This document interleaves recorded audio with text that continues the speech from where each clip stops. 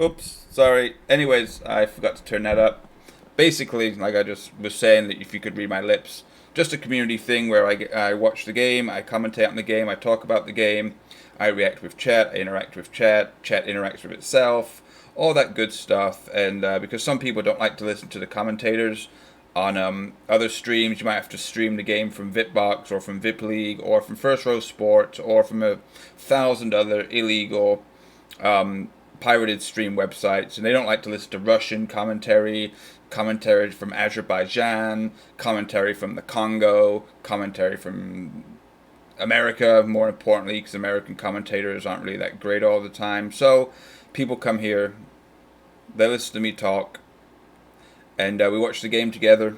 Because obviously there's the blackout over in the UK for 3 p.m. games, so this is just something I offer. And plus, I'm a lonely son of a bitch. I live in the middle of America. I don't have anybody that enjoys watching football.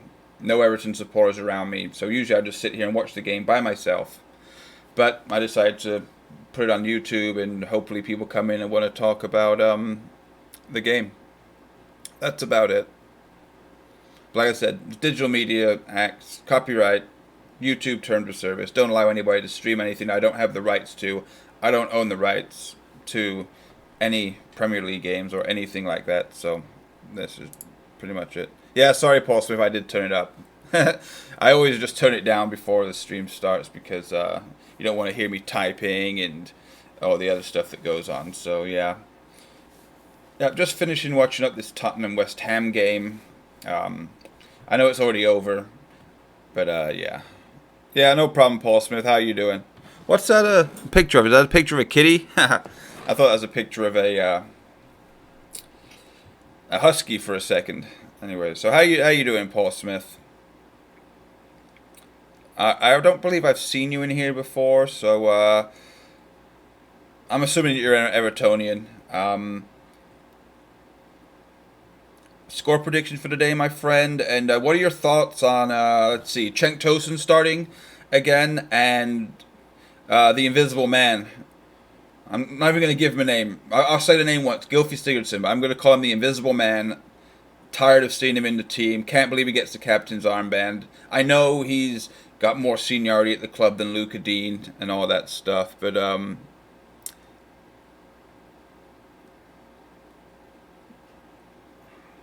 it's a nice picture of the kitty.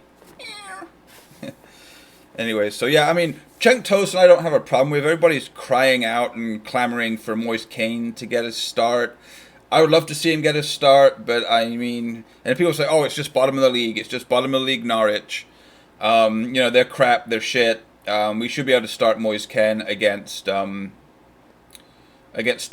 Here's my problem with it, which goes into the whole thing, is Moise Kean is not going to be like nobody gets any service with Gylfi Sigurdsson in the team, right? Which is why I have a huge problem with him starting. I've said it before. If you've been here a whole bunch, he's immobile. He might be a good technical player, but he needs a whole bunch of space to work in. He's not very good in tight spots.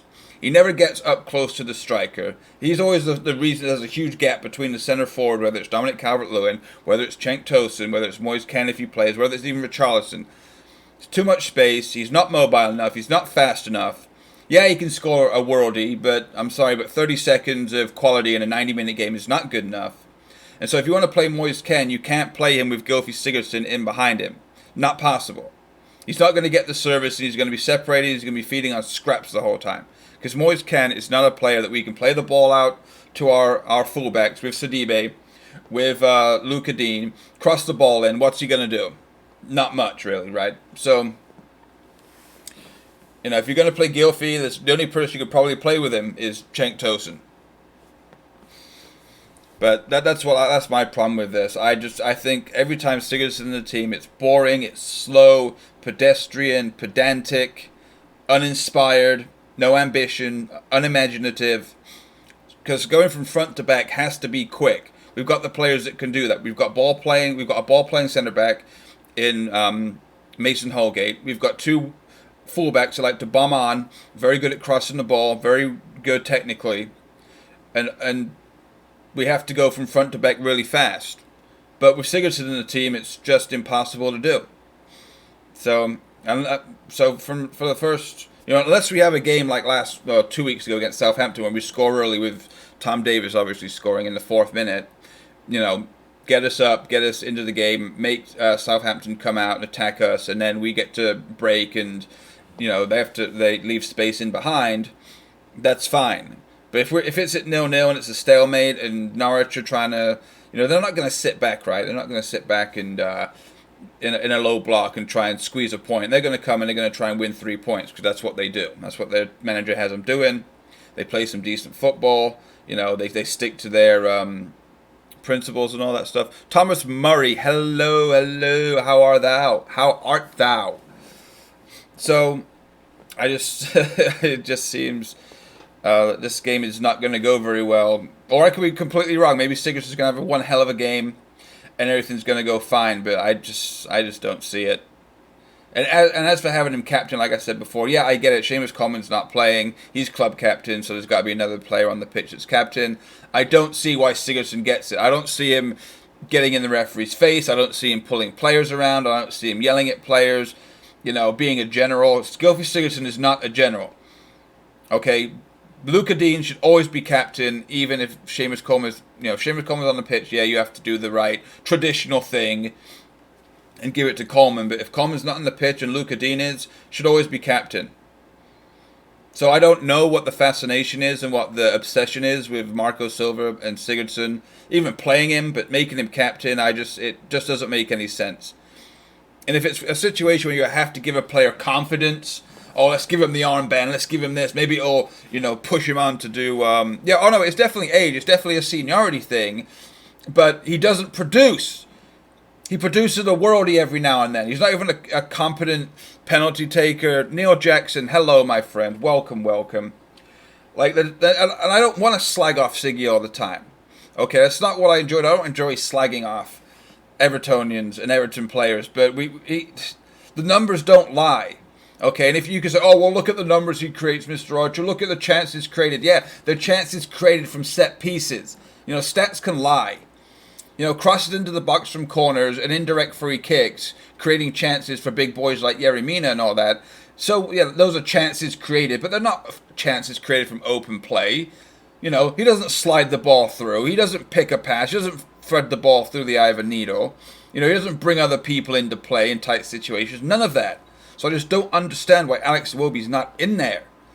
You saw Alex Iwobi's impact that he had when he came on against Southampton. He was he was the assist of the assister for Sidibe for the winning goal for Richarlison. Picked up the ball, moved it quickly, got his head up, played the ball through to Sidibe, perfect pace, perfect angle on it, set it up. So what Sigurdsson offers this team, I do not understand. And I haven't understood since the start of the season or even the back end of last season. Anyways, I'm done talking about the Invisible Man. Yeah, you could say it's disrespectful that I've put him in my starting 11 or the team lineup in an invisible silhouette with, say, Mr. Invisible Man. But you watch. That's exactly what he's going to be in this game. Invisible fucking man. Anyway, let's get score predictions in, guys. I say we are going to win the game 2-0. 2-0. Yeah, a lot of people want Moise Kean to start. But like I said, But Paul Smith, answer me this question though, Paul Smith. What did Alex Iwobi do to get dropped in the first place? Yeah, he might have had a couple of hit or miss games where he wasn't at his most potent recently, but even Alex Iwobi on his worst day in the number 10 position still offers more than Gylfi Sigurdsson. If people are saying, he didn't have a good game against Tottenham, or he didn't have a good game against Watford in the or whatever it is, Alex Iwobi on the left wing is not Alex Iwobi's position and his spot. You're not going to get the best out of Alex Iwobi on the left-hand side. So if you say, yeah, he had a shit game on the left-hand side, but I don't understand what the change brings. Gylfi offers nothing. He really doesn't offer anything for me. But maybe I'm wrong. Maybe he's going to prove me wrong today. Anyways, I need to get the game going. so I can watch it. We've got 3 minutes till kickoff. I understand that. But if you say, oh, Alex Iwobi should be dropped from the number 10 position because he had a shit game out left, those are two different things. It's like when Moise Kean was brought off at halftime in the League Cup because he was playing on the right wing in a 4-2-3-1. He wasn't playing as a right winger close to the forward. He was basically playing right midfield.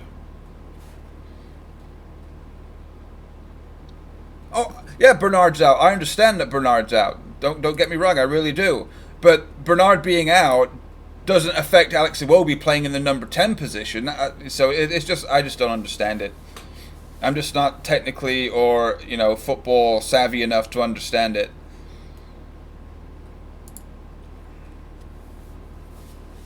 Huh. All right. So here we go. So yeah, just a regular 4-2-3-1 we've got here. Obviously, Sidibe right back, Gary Mina, Mason Holgate in the centre back. Best centre back pairing we've got right now. Luca Dean, Le Magnifique on the left. Tom Davis and Morgan Schneiderlin. Supposedly, according to NBC, two holding midfielders, but that's not really how it works. Theo Walcott, the Invisible Man, and Richarlison in the midfield, and Turkish Delight up top. 3-1 today, huh, Paul Smith? All right, well, we'll see. What do you think about Anthony Gordon not getting on the bench? Benny Beningame on the bench, but no Anthony Gordon. He didn't play for the under-23s last night, did he? I don't think so. So, we got Tim Krul in goal for Norwich. Max Aaron, Zimmerman, Godfrey, and Byram back four for Norwich. Tribal and Tete. They got Tete playing in the center of the park. Okay. Todd Cantwell, McLean, and Hernandez in the middle. And Timu Puki. Yeah, Puki up top. So, it looks like a 4-5-1 for Norwich here.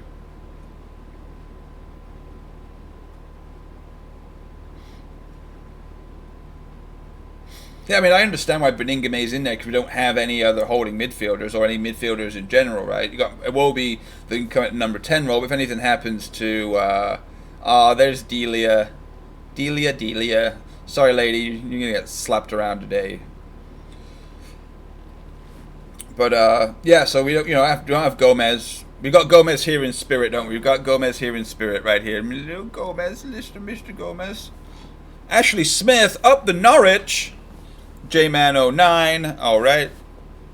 So Ashley Smith, I'm assuming that you're a Norwich supporter. Are you going to stay up this season? That's a question. Bill Kenwright, Farhad Mashiri in the crowd. Okay. Anthony Taylor.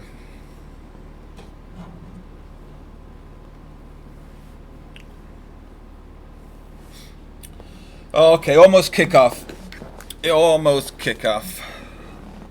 So Norwich were in their red and yellow away kit. Up the notch. I like that. Notch. Okay. Don't worry, I'm not I won't be slagging your team off today, guys. Any teams in the Premier League, even though you're sitting bottom, I know you play some fantastic football on occasion, but okay, so quickly on the break here. Breaking away here. Theo Walcott into the box. Ooh, big chance there, but bubbling around. Norwich clear right away.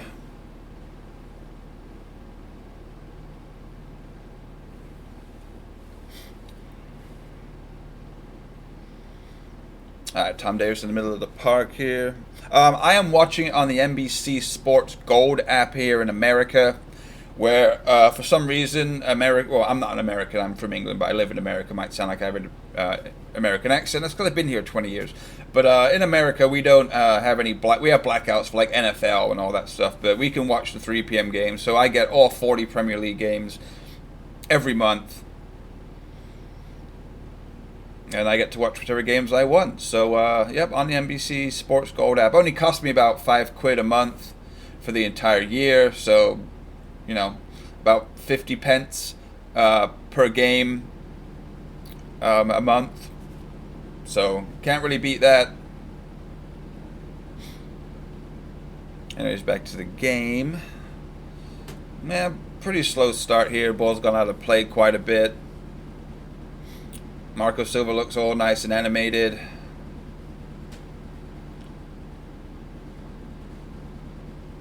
Eugene McGeever, hello, welcome.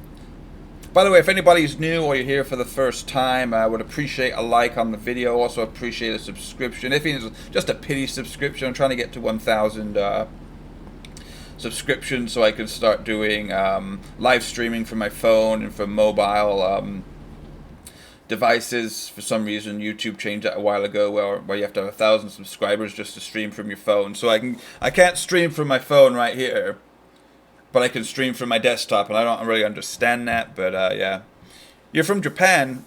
Well, hello. My wife will be a visitor in your fine country at the start of next year, going on a culinary tour of Japan. So that'll be exciting. Everton fans all the way in Japan, huh? Land of the rising sun.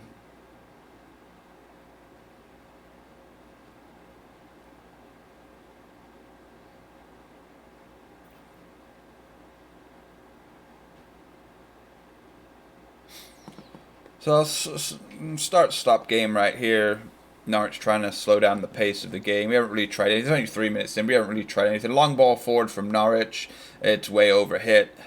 Everton crowd's pretty dull right now. Got a couple of singers, but just made me hungry looking at those Beretta's meat food or whatever it is that they're trying to promote.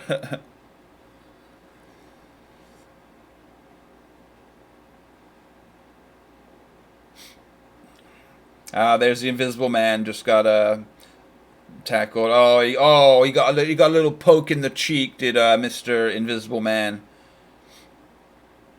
Oh, he is bleeding though. Siggy is bleeding from the mouth.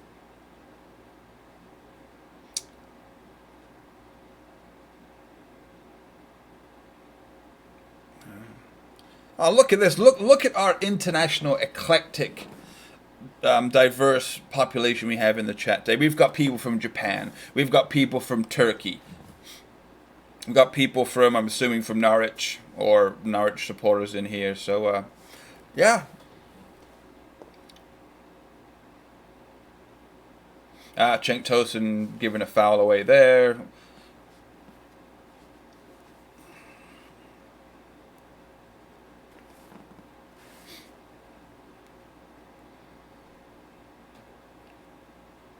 I also thought it funny too, because when I saw that Benny Beningame was in this the squad for today, I had to go get a picture. If he comes on, what do you mean? Who's the Invisible Man? The Invisible Man is Gylfi Sigurdsson.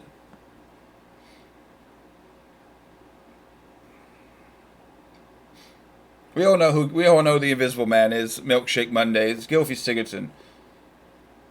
Every time a player has the ball, he always hides behind another player. He's never available to get a pass. You know. Now, that's basically what it is. Like, if he proves me wrong, I'll put up a real picture of him and put his name in. But right now, I'm so against Gylfi Sigurdsson being in this Everton team.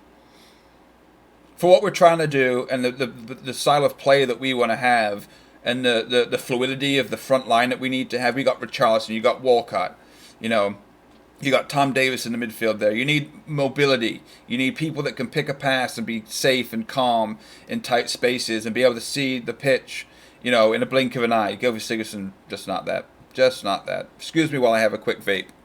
Today we've got guava and passion fruit. Ooh, yeah, let's see.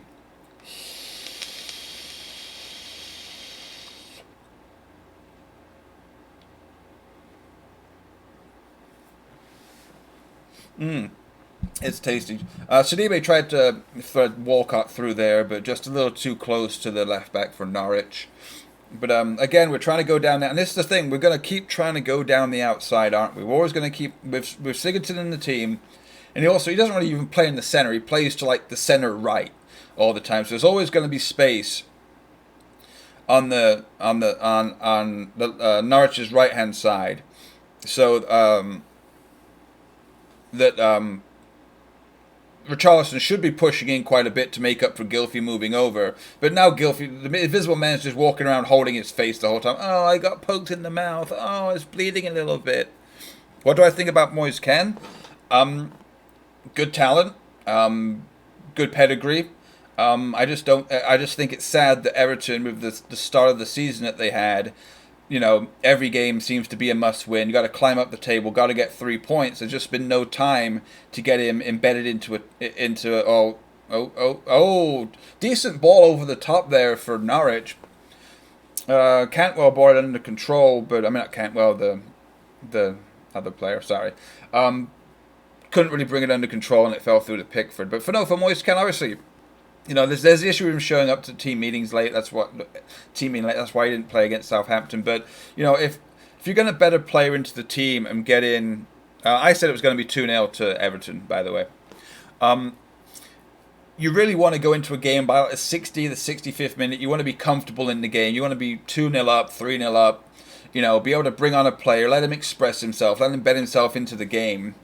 But we haven't been doing that this season. We've always had the game on a knife edge. We've never put a game to bed, and so he doesn't have time to to show what he's got. And when he does, he gets played on the right hand side of midfield in a League Cup game against Watford, and doesn't produce because that's not what he does. Arsenal 1-0 down at home. Look at Arsenal. Back again, a blood clot yanga. Yeah, fuck off AFTV. With your shit manager Unai Emery and your shit defense. Danny Ings pouncing again. Fucking Arsenal. What a bun. Crap.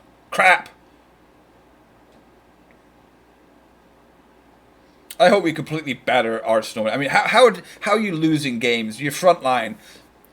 Aubameyang, Lacazette, Pepe is a front three. You've got Mesut Ozil in there. You've got other players like Martinelli. You've got Saka. You've got all these great forward players. Another person from Turkey. Hello from Turkey. Hello. I once visited your fine country when I was young, probably about.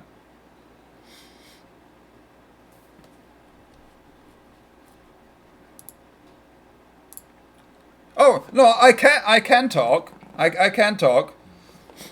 And Everton are playing shit. You're right, but Arsenal, it's not your players. You've got the players. It's just Unai Emery, right? But I don't know. But no, I really enjoyed Turkey.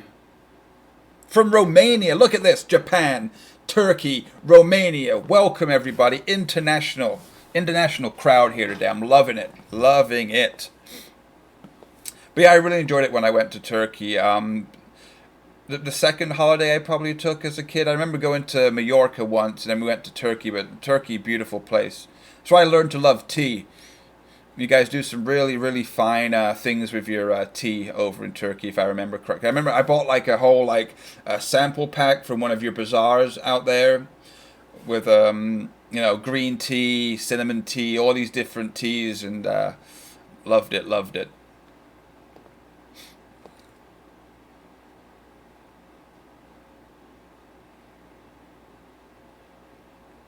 Well, I mean, getting a new manager, yeah. I mean, but my problem is with most managers. I've said, I was going to give Marco Silva all of this season.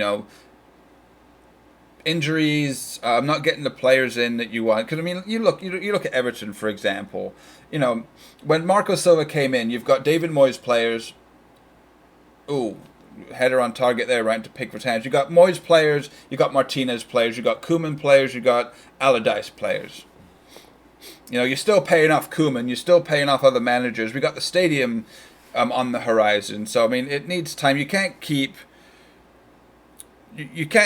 chopping and changing managers all the time because you need consistency. And what you're saying right there, we have a strong team. Yeah, he's playing the wrong team. That's why I've got a player like Gylfi Sigurdsson as the invisible man. Like, our back four is totally fine. Can't do much when Andre Gomez is out injured, when JP Gabamen's out injured. Bernard's out injured. We've got those are three quality players that would be starting week in, week out for us. Marco just gets it wrong with the tactics, and yeah, these are the tactics. Play Iwobi on the left, no. Moise Kean on the right, no, doesn't happen. Oh, short corner there, but intercepted by Cantwell. Cantwell trying to bring it out.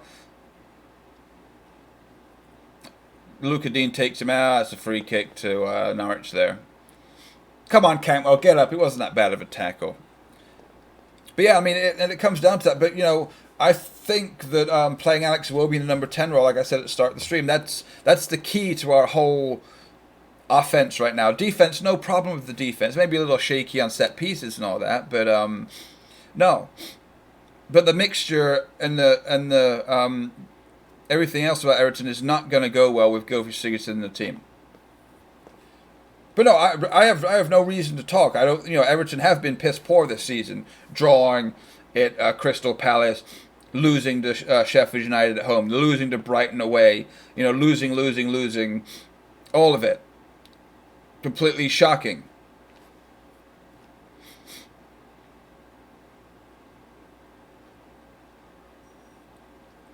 Tom Davies out to Sidibe on the right hand side. Oh, tried to play it into Walcott, but Walcott on his heels there. But yeah, so I'm not just slagging off Arsenal. But if you look at it, Arsenal, Man United, Tottenham until today, like there are teams that should be doing a lot better than they are, and most of it comes down to the manager and the player selection and the tactics. You can't tell me, Innes, that some gremlin, huh, Dale Ando? Well, you know what we do to people like that? Bam. Bam. Well, thank you for stopping in, you fucking idiot. See, here's the problem, right? People that want to watch, you can go watch the stream on other places, illegal streams. If you understand anything about YouTube, anything about other streaming platforms, there are terms of service, and there's a digital Millennium Copyright Act. I don't own the rights to the Premier League games, so therefore I cannot post anything or display anything that I don't own the rights to. How hard is that? Gremlin. Gremlins was a good movie. I don't look anything like a gremlin. I'm just some person a human being wearing a Everton shirt and an Everton hat. Okay. But yeah, go back to wherever fucking cesspit you crawled out from, Dale, and don't forget to go fuck yourself. But then again, I'd rather be a gremlin than a troll, right? Gremlins at least are kind of cute, kind of wacky. You got Gizmo, you got all the cool gremlins. They're kind of cute. But I forgot what they were called. They weren't. Gremlins is the bad version. What was the Oh no, he doesn't get in my head. I just find it amusing that people would actually show up. You see, this is why I don't do anything on Twitter or on Instagram or anything like that, because the amount of people that just say stuff to try and trigger and get a response is funny. But what were gremlins called before they actually turned into gremlins? Weren't they like Mogwai or something? Blitzchan, hello. Yeah, I think they were called Mogwai. Anyways, great movies, so. Norwich is better than what? Norwich aren't better than any team in the Premier League right now because they're sitting bottom of the league. I know you beat Manchester City, but you're not really. You were better than every Championship team last season. I'll give you that.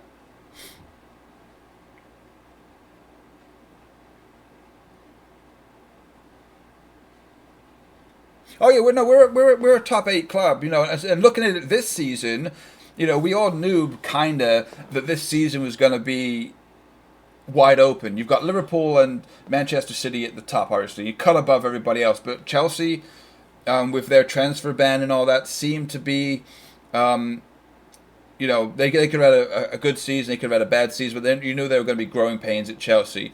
Arsenal, with their defense and stuff like that, they were a little bit of hit or miss. Manchester United, with the players that they've got and their, Frodo Baggins manager and Ole Gunnar Solskjaer. And then Tottenham, so the top 4, the top 6 was wide open. You look at Leicester taking advantage Sorry, of that. And you look at the table with teams like Sheffield United up the top of the table, Bournemouth up there. It was wide open for Everton this season, but just inconsistency and bad tactics, bad starting formations, players playing out of position, certain players not playing, injuries. Oh, here we go. Walcott, going. Oh, into Richarlison, but no.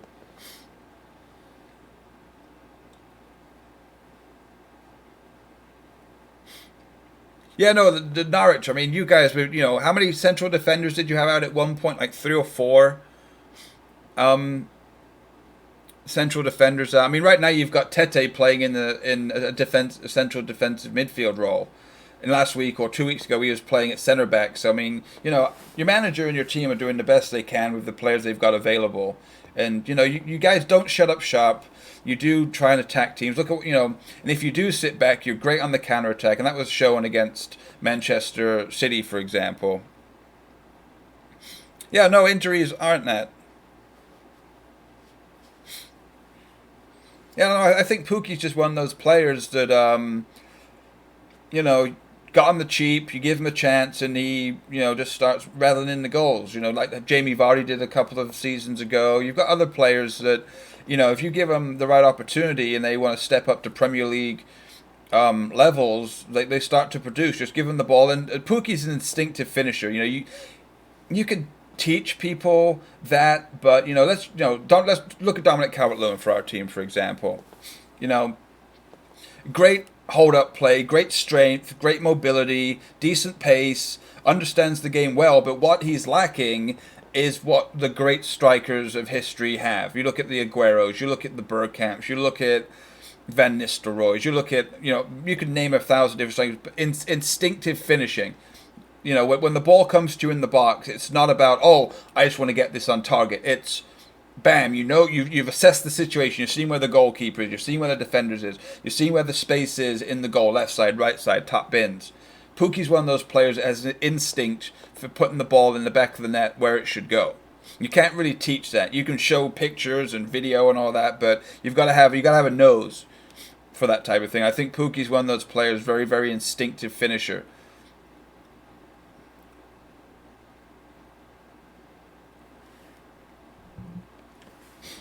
So if you're a Celtic supporter, Innes, what did you think when Brendan Rodgers left for Leicester?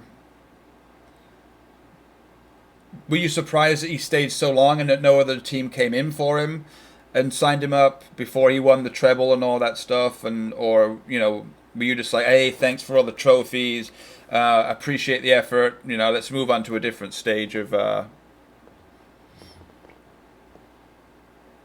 He's a snake. Okay, I can understand that.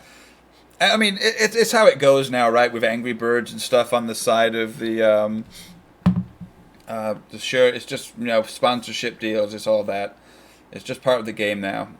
Who's playing better? I mean, honestly, it's a pretty scrappy game right now. Lots of possession being given away. Everton are trying to be on the offense, but there's a whole bunch of trying to go down the right hand side and on the outside. Norwich are trying to counter-attack, play the ball over the top to Cantwell and to Pookie. Morgan Schneiderlin's just been booked for a sliding challenge. That's not that great. So Benny Beningame better be getting warmed up, because Schneiderlin, as we saw against Crystal Palace, can lose his rag really easily. So he needs to be careful now. This is where the Invisible Man, is our captain, needs to get into Sigurd Schneiderlin's ear and tell him to calm down and not do anything stupid so we don't go down to 10 men.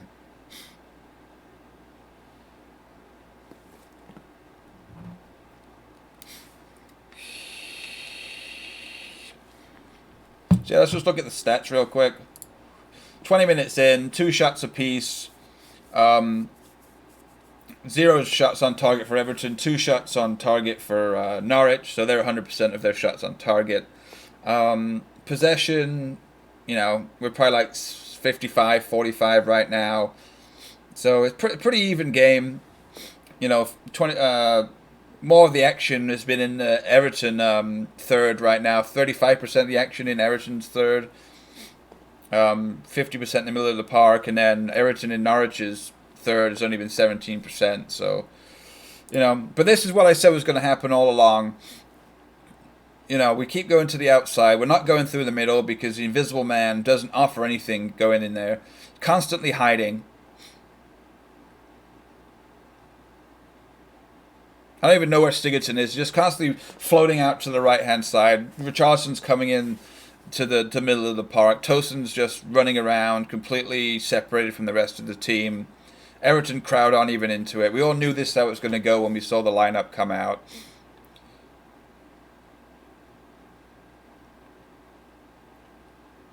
But yeah, the football's absolutely atrocious. The pace is atrocious. So again, just another game, another lackadaisical pedestrian performance. Cantwell coming down the line. Oh, there we go. Luca Dean gets the ball off of Cantwell. Now we break. Richarlison looking to go around. He's being held back. But of course, there's no... Okay, there's a free kick given. Held back by Zimmerman. Yellow card for Zimmerman. And this will put us free kick on the far left side of the pitch. Let's see if we can whip this in, get it on Yeremina or Mason Holgate's head. Maybe Cenk Tosun's head. We'll see. But yeah, it's a professional foul there from for Norwich. Had to be done. Richarlison was about to skin him alive. So Luca Dean's going to whip this in. Tim Krul screaming and yelling. Invisible Man stood over the ball too, but she's just wasting space. I don't understand the two people standing over a free kick most of the time. Ooh, good header by Tosun, but right down the center, not enough pace on it. But I just don't understand why you have two players, especially on the far left side of the pitch, when obviously Luca Dean's going to whip it in. What's Sigurdsson offering right there? He's just hanging out on the far left touchline. Put him in the box, put him on the edge of the box, something like that. But you're taking one player out of the attack. I just don't understand it. No team's going to be deceived when Luca Dean stood over the ball. The ball's going to get whipped in. So why are we taking one offensive player out of the mix? I could understand it around the front of the goal, 20, 25 yards out. Get your left footer over it, right footer, confuse the goalkeeper, give an option. But why should there be an option? 45 yards from goal on the outside where there's no threat. Don't understand it. But, like I said, my football IQ must be really, really, really, really low. But Luca Dean needlessly heads out for a corner. Didn't get a shout from Pickford. There was nothing behind him. So now we've needlessly given away a corner. Let's see what Norwich can do from a corner.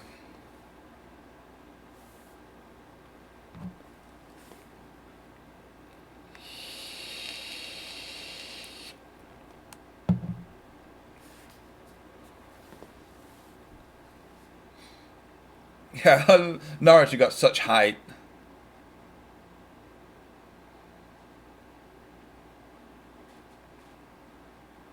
That's you, Pickford. Pickford in there. Now we go. Break. Boom down the park by him.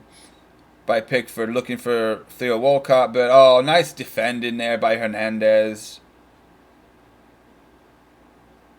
Yeah, beautiful bring down by that Hernandez player. Oh, and he just gave it to Sidibe. Sidibe brings him down. But Hernandez, woo, looking like quite a player.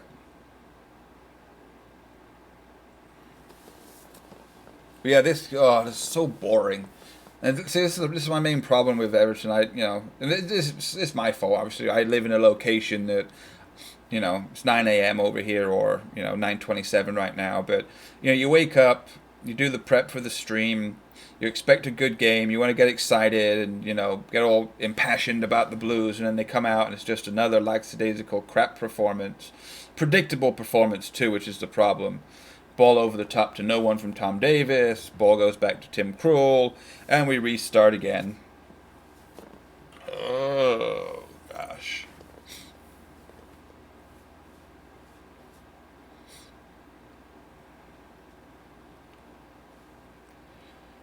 But so bored. Norwich just passing it around the back to Kroll, to Zimmerman. Zimmerman hoofs it up top. Ball goes out of play.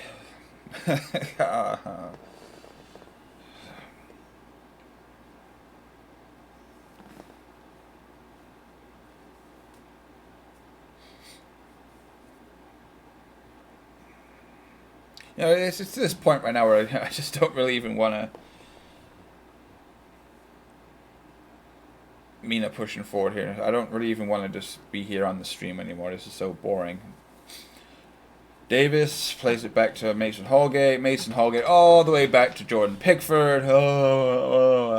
Jordan Pickford to Tom Davis. See, I don't understand. Why is Tom Davis the one dropping back into the middle of the centre backs to pick up the ball? Surely that's Morgan Schneiderlin's job, to be screening the back four and to be picking the ball up in deep positions so Davis can push forward and the invisible man can do fuck all. Cenk Tosun all the way back in the central defensive midfielder spot, picking up the ball. Now they're just fucking dire. Absolutely dire.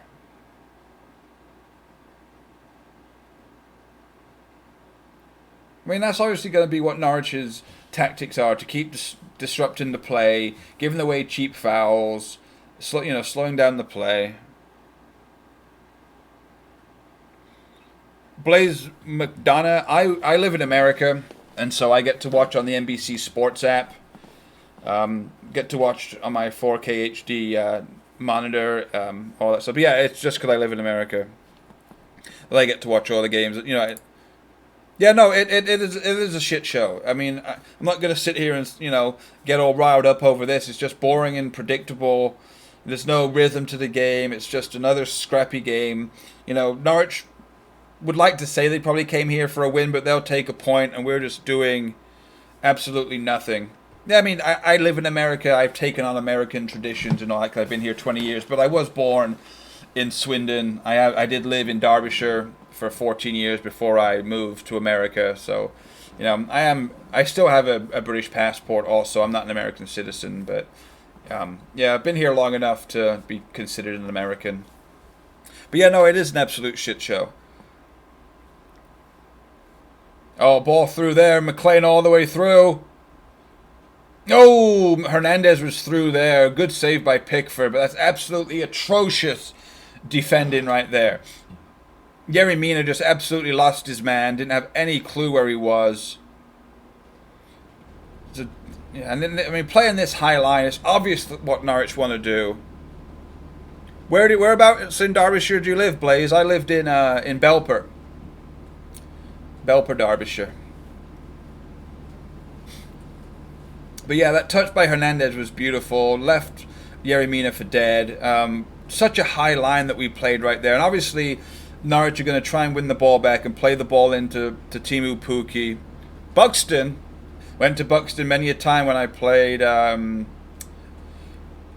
Because I played for Belper Town Football Club up until I was 15 years old. We went to Buxton quite a bit around that area. I remember we used to go to Buxton quite a bit. What other places that we used to go to? Like Matlock, Hege. Lots of places like that. Michael Keane? No, I mean, I still think that Mason Holgate and Yerry Mina are a far better partnership than what Yerry Mina and Michael Keane are, or the other way around. And now we've got a Russian in here. We've had people from Japan here today, from Romania today, from Turkey today. Now we've got people from Russia. Hello, my multinational viewers. But no, Michael Keane, I think decent player on his day. Had a decent season last season, but this season, I think it's just confidence issues.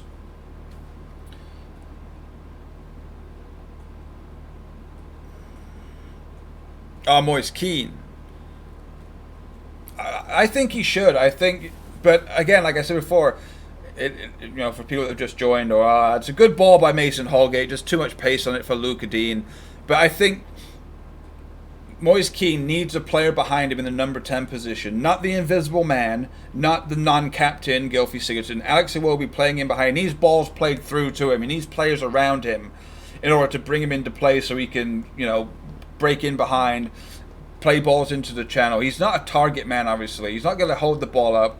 You can't whip the ball in to his head because that's not the type of player that he is. So, to get the best out of Moise Kean, he has to either play up top or he has to play in a 4-4-2. Has to have people around him, quick, decisive, passing, and so he can get on the end of something. But you can't play Moise Kean with Gylfi Sigurdsson behind him because he's just going to be left for dead up top, completely isolated, just like Cenk Tosun is in this game, just like Dominic Calvert-Lewin usually is. So, we're not going to get any results. We're not going to play any fabulous football. We're not going to play fast, incisive, deliberate, subtle football with Gylfi Sigurdsson in the number 10 position. So Moise Kean, might as well leave him on the bench. If you want to bring Alex Iwobi on in the second half, put him in the number 10 position, then put Moise Kean up top. But if you're not going to play to a player's strengths, and you're not going to bring him in a non-pressure situation, it's useless for him. It's useless. Do I think Everton will score 2 goals in this game? Right now, no. Not of the players we've got on the pitch. Not with Schneiderlin hanging out in front of the back four, passing sideways 5 yards, not doing anything, not breaking forward. With Gylfi Sigurdsson in the lineup, slow, pedantic, uninspired player that he is. Tom Davies can't do the job of 3 players in there. So the disconnect is between the defense, which is solid, the front line of Tosun, Richarlison, and Walcott. Richarlison and Walcott, trickery, pace, guile, all that stuff. Cenk Tosun, clinical finisher, good with his head, good with his feet. But it's the midfield that's the problem. And we don't have a midfield right now that's suited to the players that are around us. So we won't be scoring 2 goals with this. Yeah, of course Iwobi should be playing. There's no reason that he should be on the bench and Gylfi Sigurdsson should be starting. There's absolutely no reason for it. And we all know this. If you watch the games, take out Gylfi Sigurdsson scoring screamers from 30 yards every once in a blue moon. Take all that out and actually look at what he does in the team. It's not good enough. Alex Iwobi brings what we're lacking in the midfield. He's not playing, so we're not going to get any goals today with this going on. We got lucky 2 weeks ago against Southampton that we scored after 4 minutes. That put us up. Southampton had to come out. They were pushing forward. That gave us the space to play around them, and we had a decent game against Southampton. But we're not going to put Norwich to bed with this midfield out there. Not at all. No, sir. No, sir. This game probably won't get that exciting until Marco Silva makes substitution around the 55, 60-minute mark. So 30 minutes from now, plus halftime, 45 minutes. So we might as well all leave, go have lunch, go have dinner, go to the shops real quick, go walk the dogs, go play with your cats, go play with your kids, go do something for 45 minutes, because until this team gets changed around, you're not going to see any action. And I'm not going to be able to bring you any action or tell you about anything, because right now I can just say, okay, the game's boring, it's slow, it's not a good game of football for the neutral to watch, this isn't a good representation of what's supposed to be the best league in the world. Everton don't look like a decent team that they deserve to be where they are in the league. This isn't a top 6, top 8, top half of the table team. Norwich doing what a team that's scrapping for points would do, playing nice and safe, trying to play on the counter-attack, looking to get a point. So this is just basically it. Bottom of the league versus a team that's in the bottom half of the table, pissing around, not offering the fans, the supporters, the viewers, anything to get excited about. Not showing any quality whatsoever. And that's the game so far. And now we're looking at Beretta salami bites again. But one good thing is that I do have Mountain Dew. I do enjoy a good Mountain Dew. You hear that? I can't hear that bubbling because I got my headphones on, but yeah. Mountain Dew hey, is it true, people in the UK, is it true that you guys don't have Powerade and Gatorade over in the UK? Somebody said that a couple of weeks ago, and I found that amazing that you can't get Powerade and Gatorade over in the UK. Well, I'm in the same position, because what I can't get around here? What I've been craving and missing for 20 years? Cornish pasties. Oh, Cornish pasties. Oh, baby.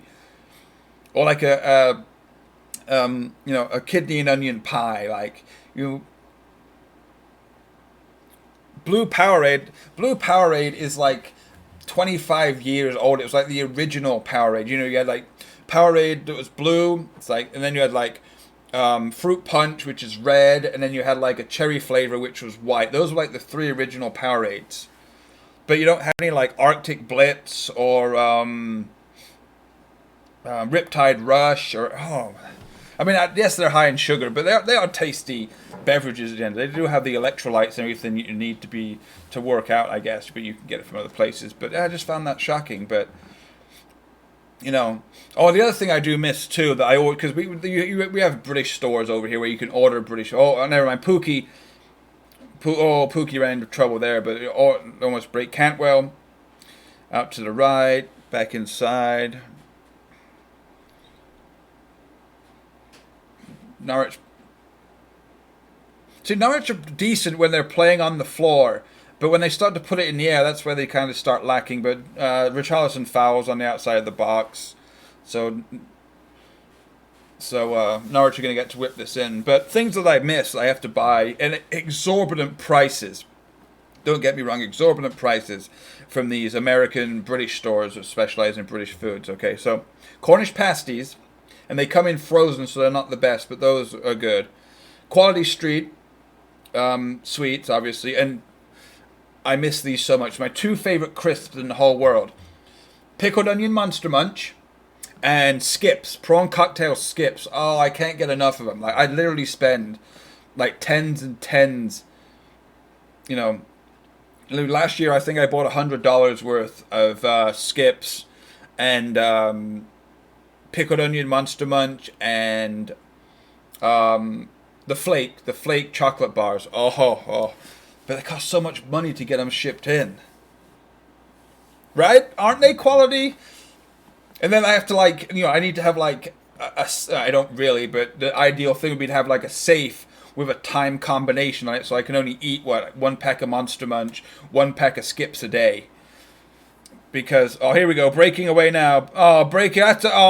Won the ball. That's what happens when Morgan Schneiderlin tries to break with the ball, because he's absolutely lacking in anything that makes a professional footballer a good footballer.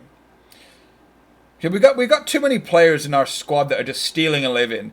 Morgan Schneiderlin stealing a living. Gylfi Sigurdsson stealing a living.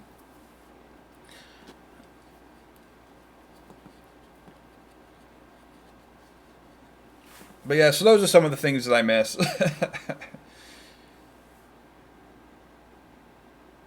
And what I miss is, again, I mean, you can get good Indian food over here. I found a really good place called India Star that does a pretty decent kebab, does pretty good vindaloo, and that, but just, nothing like a good main street vindaloo or a main street kebab and chips. Ooh, I miss that too.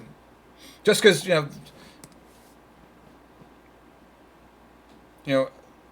Americans, I've noticed, don't really like authentic food from certain countries. Like, there are some places around here. Like, I enjoy good Vietnamese food. I enjoy Thai food. Definitely enjoy my Indian. But it's always got, like, an American twist on it, right? It's just nothing you can get that's purely authentic. I just want to go to a kebab stand, or just want to go to a place, I can't get my mushy peas over here. A whole bunch of it that I don't really get. Oh, crashed into the box. Oh, Cantwell at the far post. Oh, blazed it over the bar. But again, defensively, absolutely shocking. Ball comes all the way through. Everyone's doing this. Norwich are in the ascendancy here. Right before halftime.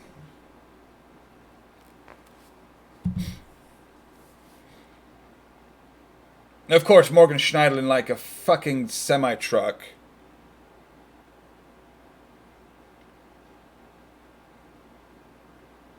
Yeah, like some of the stuff and people always complain, right? It's always a stereotypical thing if you see it on a show. It's like an Italian immigrant moves to the UK or so and so, and it's like, oh, the British cuisine is, crap compared to that. It's like, well, I don't really understand how it is, because you know what I really enjoy? I really enjoy shepherd's pie. I really enjoy Yorkshire pudding. I really enjoy spotted dick. I really enjoy Cornish pasties and sausage rolls and mushy peas and chips and all that stuff, and and fresh caught battered cod. Like, those are things that I really enjoy.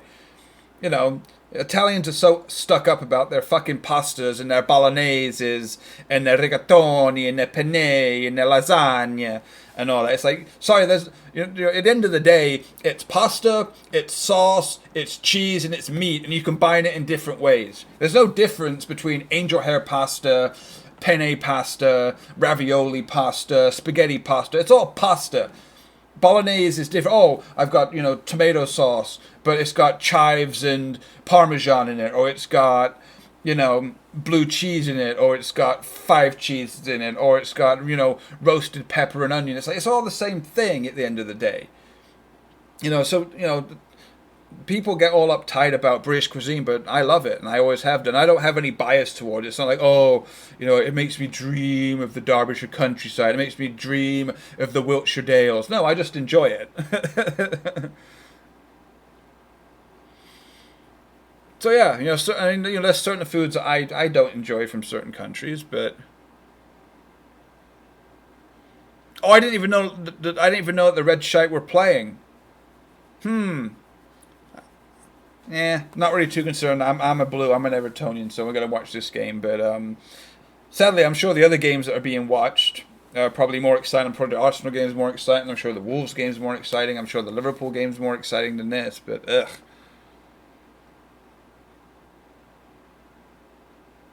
Yeah, like Blaze. That's exactly it. Front four. What I would want the front four to be. If you want attacking, fluid, unpredictable, fast-paced football, is you would have Richarlison on the right, Bernard on the left, Moise Kean up top, Alex Iwobi in behind. Ideally you'd probably have Tom Davis and Andre Gomez, or any combination of Gomez, Gabamin, and Davis somewhere for the other midfield too, right? And you can change that based on teams that you're playing. But yeah, right now with Gabamin out, Bernard out, Gomez out, we don't have that much variety. So to play Gylfi Sigurdsson in that number 10 role is absolutely pathetic. Indonesia. More people. So we've got Japan, Indonesia, Romania, Turkey, Russia in here today. And now we're on the subject of cuisine. I love the Indonesian cuisine. Don't get me wrong. Bali satay. Oh, I do enjoy my satay. Don't get me wrong there. I love Indonesian food too. Indian food, Indonesian food, And don't get me wrong, I do enjoy a juicy burger too. I enjoy my American food. I enjoy my ribs and my cornbread with my mashed taters and my fried chicken. So don't get me wrong, I really enjoy all that stuff too. But, some cuisines are just outstanding. Just the spices and the flavor, and the different varieties of it. But no, I do love my Bali. I really do.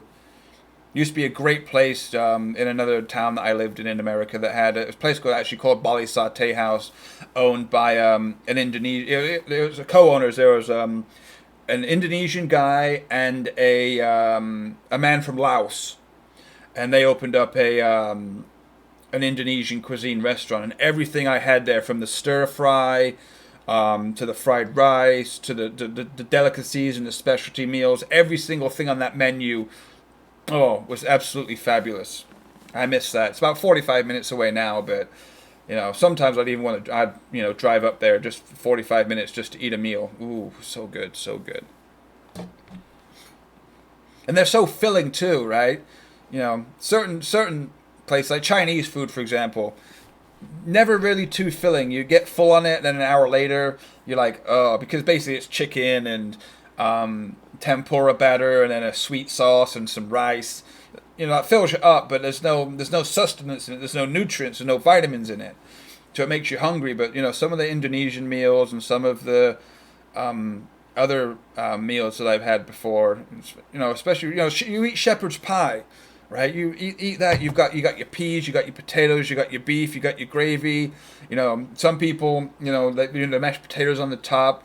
Every food group's taken care of. Vitamins, minerals, carbs, all that good stuff. Like, so certain cultures have meals that are based on being fulfilling and nutritious and to get you through a hard working day. Other ones are just for flavor and for taste, and then an hour later you're hungry. So, and this is how bad Everton are playing, right? This is how absolutely it's halftime, but this is how pathetic this has been for Everton. I'm talking about cuisines from around the world that I've tried, rather than talking about how dynamic and great and wonderful and fabulous this game is. Cenk Tosun, yeah. Riot Rift, welcome.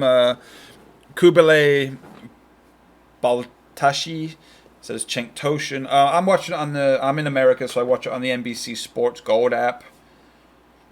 Almost fell asleep, but yeah. This is pathetic. It really is.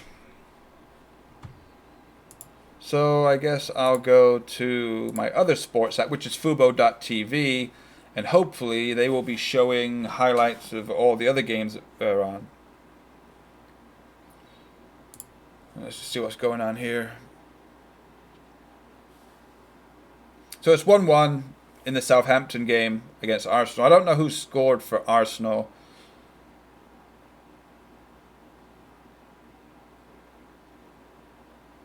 No, that's the thing, right?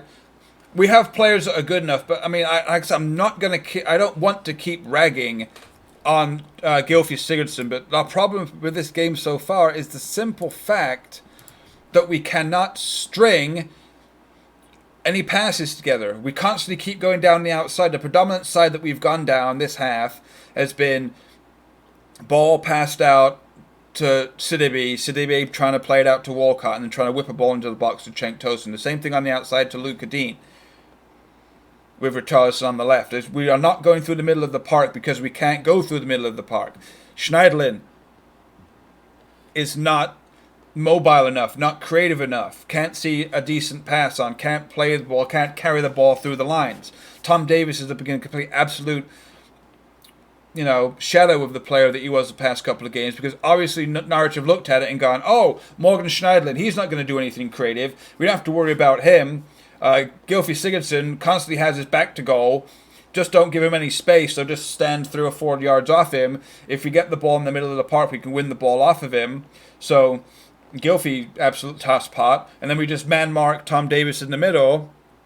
And we completely make their midfield, the link between the defense and the offense, the way that they counterattack, the way to get a move going, we're just going to cancel out the middle of the park. Because they're playing a 4-5-1. So they're just going to pack in the middle of the park.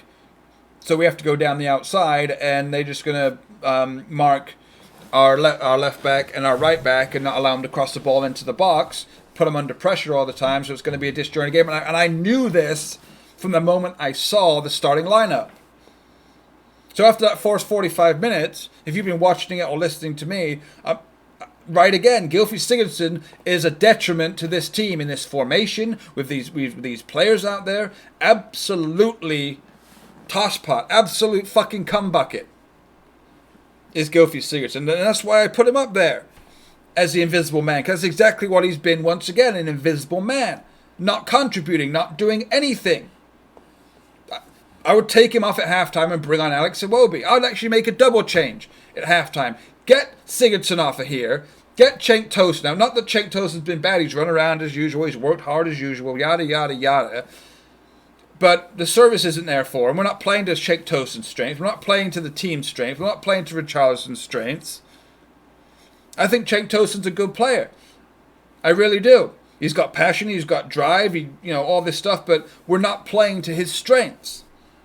Bring Alex Iwobi on at halftime. Give Cenk Tosun another 10-15 minutes. Let him get integrated into the team. Let's see what we can do. And then if that's not, bring Moise Kean on. So by the 60th, 65th minute, Moise Kean and Alex Iwobi had better be on this pitch. Okay? Had better be on the pitch. 1 second.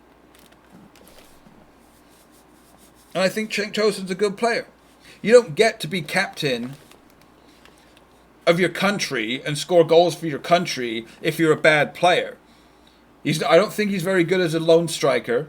I think he's good in a 4-4-2. I also think that Moise Kean would be suited to a 4-4-2.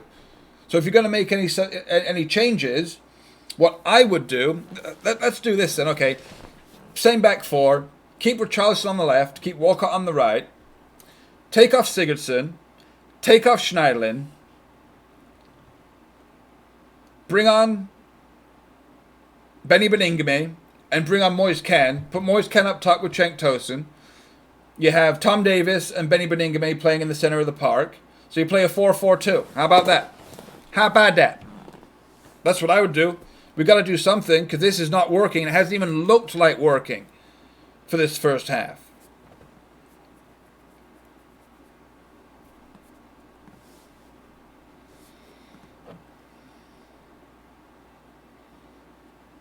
Totally agree with that too, Blaze.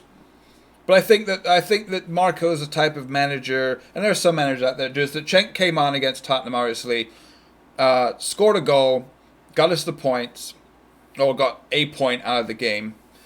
From that, came off the bench, hasn't played that much, but shows the passion, shows the determination, gets the goal, played decently against Southampton, but if he's been doing it in training and Dominic Calvert-Lewin hasn't been doing it in training and Moise Kean showing up late for meetings so he can't play.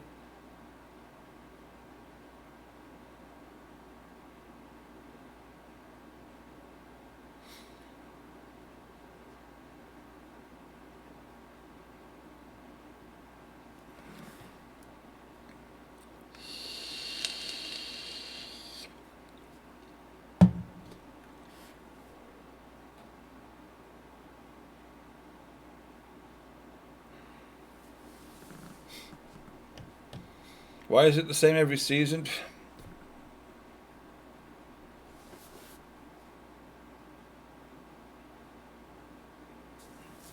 Who knows? Most of the time, the quality of the players is just not good enough.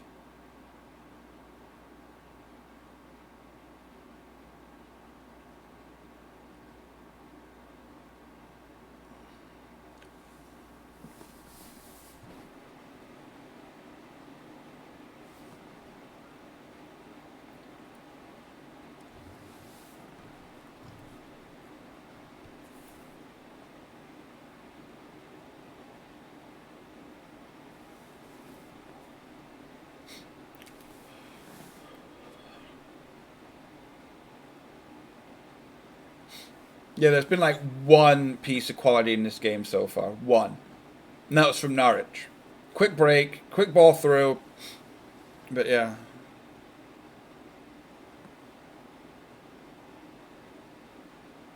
No, Manu Sobre. I do not like Sigurdsson. Whoa, that's a good goal from Yamatinho. Huh, that's a good goal from a free kick there. Wow.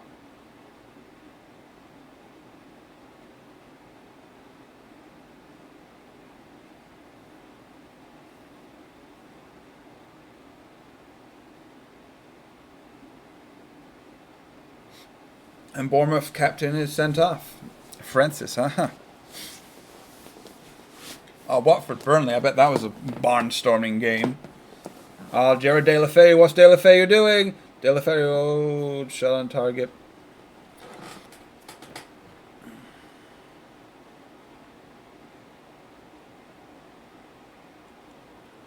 See, here's the thing. I don't really understand what the problem is. I just don't know if we're actually getting players that are passionate about playing for the club. I think we've got way too many players that have been there for way too long, and we haven't infused anything into the team. I mean, you look at the team we've got there right now. It's a little different, but who knows what the problem is. I think Marco's got it wrong quite a bit with the team selection. But like I said before, losing Ghana Gay was a huge, huge deal. And we brought in JP Gabaman to fill that role, kind of, sort of. You're not going to get the same you got from Gay. You're not going to get, because Gay basically last season did the job of two people in there. Always scrappy for the ball, always getting stuck in, always winning tackles. Had like the most interceptions and the most, tackles for us last season, maybe the highest in the league. Was instrumental in winning the ball back and having us break. Gomez being fit, boss in the midfield, having it under control, all that good stuff towards the end of last season. But when you don't have Gomez, because he was injured at the start of the season, played the first game, then got injured, then was back in the team, then got injured, then Son broke his leg. There's been no consistency in the team. The midfield's been different every week. We've been trying to play. Our centre forwards haven't been scoring goals. Dominic Calvert-Lewin's got a couple, but he's in and out the team. Cenk's in and out the team. Richarlison's been played up top. Moise Keane's not been given a chance. Past couple of games, Bernard's been out. There's just no... Our defence is pretty consistent. Let's get that right. But then you look at Jordan Pickford in goal. He's given up some goals. It comes down to individual players, but then also Marco Silva being stubborn and refusing to change the team at the start of the season. Because Sigurdsson and Schneiderlin were mainstays at the start of the season. And so, if you want to look at it, okay, there's probably two different ways that Premier League teams play, right? Okay, so you've got teams like Burnley, who they usually play like a 4-5-1 or a 4-4-2, and their goal is to sit back in the low block, don't allow teams to get shots on goal, play very compact, play on the counter-attack with their big men up top. They've got Wood up top, and they've got Barnes up top, and then you specialize in set pieces and free kicks, and winning games that way. Being defensively solid and then, eking a win out that way. Or you play like Manchester City and you play like Liverpool and Arsenal to some extent and Chelsea to some extent. If you want to be a top team, you say, okay, we're going to score 3 goals. We might concede 2. We're going to constantly put pressure on you. We're going to move the defense around. We're going to play fast-paced, fluid football, interchanging positions. We're going to do it that way. But Everton don't do either one. We don't sit back and counterattack. We don't play free-flowing, expansive football and impose our will on teams. So we're in limbo. The tactics are wrong. We have no team identity. We don't have a game changer. We may be doing Richarlison, but we don't have anyone that can go out there and win us a game by themselves. We don't have an identity. We don't have a style of play. We don't have any consistency in our lineup, in our tactics, anything like that. So we're just kind of at sea most of the time. And it's pathetic. And I put that, down to, like I said, losing Ghana was a big thing. Holding out too long to get a replacement for Kurt Zouma when it obviously wasn't going to be available. Not getting in a stopgap striker, a Mandzukic, a Abramovich, a somebody, just a proven goal scorer that can win you a game. Because that's not what Dominic Calvert-Lewin is. He's a young player. Yeah, he's got a bunch of Premier League experience, but he's still got things to learn. Great hold-up play, Not a clinical finisher. Moise Kean, new to the Premier League, young, still kind of raw. Cenk Tosun, we know his strengths, we know his weaknesses. So no proven goal scorer, no midfield dynamo that can, pick teams apart, control the game. We have that in Andre Gomez, but he's injured right now, and he was injured at the start of the season when we were playing. Slow, immobile at the back. Mason Holgate's kind of added some speed and some pace and some, decent technical skill coming out from the back. But no, we just don't have a spine of the team. A team needs a good spine. You look at Liverpool. Firmino usually playing up top in the middle there. You've got players like Fabinho and Henderson in the center of the park controlling things, controlling the tempo. You've got Van Dijk at the back. And you've got Alisson in goal. Straight down the middle of the team. Spine. You can work off that. Same thing with Manchester City. You've got Ederson. You've got, when he's fit, Laporte or Stones at the back there. For whatever John Stones is, decent defender. You've got Fernandinho in there. And you've got Kevin De Bruyne in there. And you've got Aguero up top. Spine through the middle of the team. Same thing with, go to Leicester. You've got Kasper Schmeichel. You've got Johnny Evans. You've got James Maddison. You've got Ndidi. And you've got Vardy. Spine through the middle of the team. Fluidity. Great players. Great technical players. Great passionate players through the middle of the park. Proven Premier League players. We don't have a spine. We don't have an identity. We have nothing. And we're seeing that. My thoughts on Theo Walcott? When we first bought him, I was kind of excited about it when Allardyce bought him. He had a decent start to his time at Everton. Obviously scored 2 goals against Leicester, I think. But last season, he really dropped off. He's good going forward. He's got pace. But I think the problem with him last season was the fact that Seamus Coleman is not what Seamus Coleman used to be. He doesn't bomb on. The amount of times that Seamus Coleman gets the ball and gets to the halfway line, puts his foot on the ball and passes it back or passes it inside is a problem. He doesn't overlap with Walcott. Didn't overlap with Richarlison when he plays on the right. But I think, either A, Theo Walcott took that ball to the head and it knocked some sense into him, or he was lying there being like half concussed and he thought, wow, my season, just takes a bang to the head and my career could be over. I'm getting later on into my career. I'm almost 30 now, or he might be 30 now. I'm going to step up and play, or it might just be the fact that Sidibe's in the team now. Sidibe is a more forward-thinking and all that type of thing footballer. He likes to bomb on. He likes to go around the outside, so Theo can play the ball off down the outside, cut inside. He knows that he doesn't have to do so much defensively to cover for Seamus Coleman. So I think Theo's been a decent player in the past 2 months or so. Yes, he does miss glaring opportunities. Yeah, he does shank the ball over and miss the wide open goals sometimes. But, some of the balls that he puts in, some of the runs he makes, he's a decent player.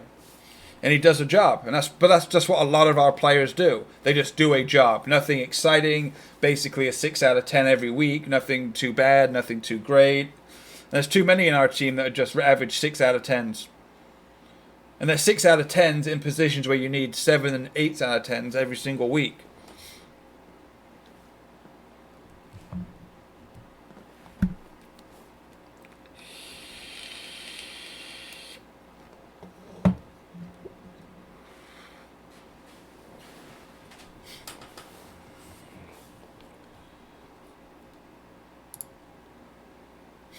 Okay, so anyway, the game's back on. Sorry, I was on a different channel.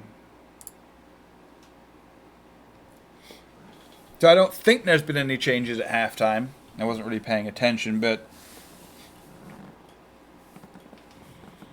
Sidibe just clattered somebody onto the floor.